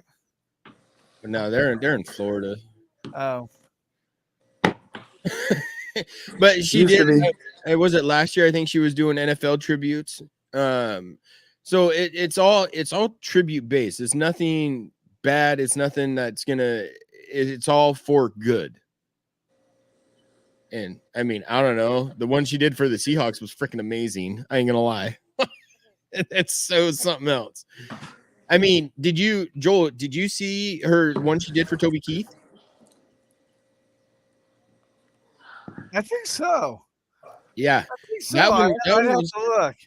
Right about like 10 hours after breakfast this morning. So I'm pretty sure it was like between 8 and 10 hours that she did that. And dude, I mean, come on, she's doing this off a picture and then backwards from a mirror. It blows my mind. Yeah, it's amazing. It's beyond amazing. No, it's insane. So you guys, we got 2 minutes left for the drawing. So hashtag Big Grizz in the comments and you'll be entered in. We got 12 entries right now. So somebody's going to get a painting. There we go. Oh man. So I don't know. I'm glad we did this. I'm glad we finally had a live like this, because I mean it's gonna get this out there, and we need to put that YouTube back up so they know where to go. There you go. Hashtag Big Grizz. I was gonna show you. Hopefully it works better for you, Grizz, than it did for me. Because I don't know if you saw that episode, but I did it, and we didn't have very many viewers, so it only took like 4 of us. Oh well, we got 12 entries in there right now. So yeah, there we go. That's good. That's good stuff. I mean, I think some of it is because I posted in there thinking that people would see that, and it was the 4 different stations that were commenting on. So if it's MBR that pops up, unless it's you, I'm just gonna redraw. Yeah, I didn't try to redraw. That was good. I should have tried. Here's one she did for Detroit Lions. You see this, Joel?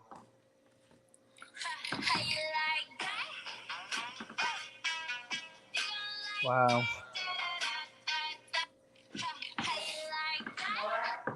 And she does paintings, everybody. Yes, she does hand paintings, and I mean they're awesome. And after the show, after we're done here, as soon as she's done and we run that drawing, she does intro videos before she paints, and then she'll go and edit a full video together for MBR, about a minute long for TikTok, and that's how she does all of them. So she does a before and after, which it's just cool. I mean that somebody has that love and talent, and especially for vets. I mean, I can't. You guys, you want to see a collaboration real quick while we're waiting? Let me see if I can do this right. Well, we can just play the commercial.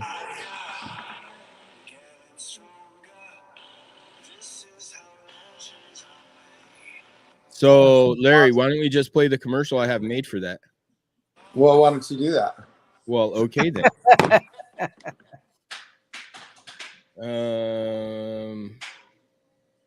Where'd it go? I know I've played it. It's right here.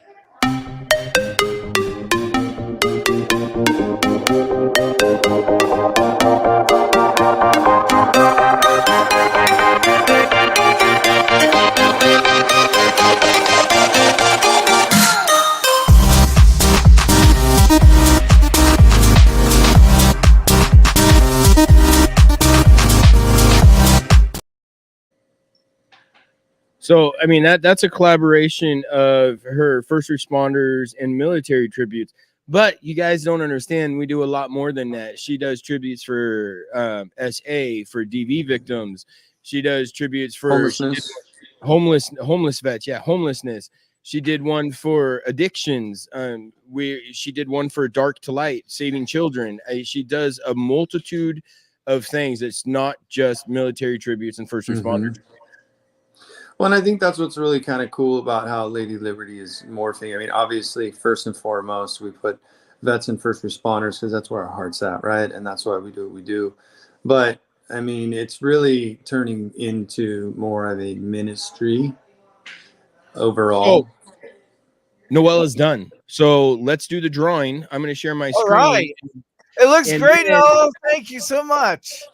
Let me unmute myself on TikTok. Joel said it looks great. Well done. We're going to run the drawing right now. And then if you can just situate yourself right there, like just stay like that. And I mean, that shows everything. I'm going to run the drawing. You don't have to stay like that. We can see it, but you know. Hold on. Give me 5 seconds. Ready? Screenshot 1, 2, 3. Say awkward. He's taking a screenshot to put it on. So we're going to run the ad, and I'm going to share my screen, and we're going to run the drawing and see who's the lucky winner. Chicken dinner.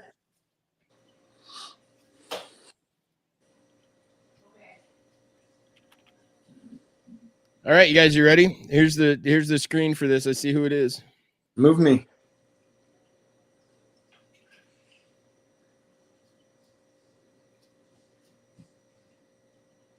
Oh yeah, it definitely works better for you.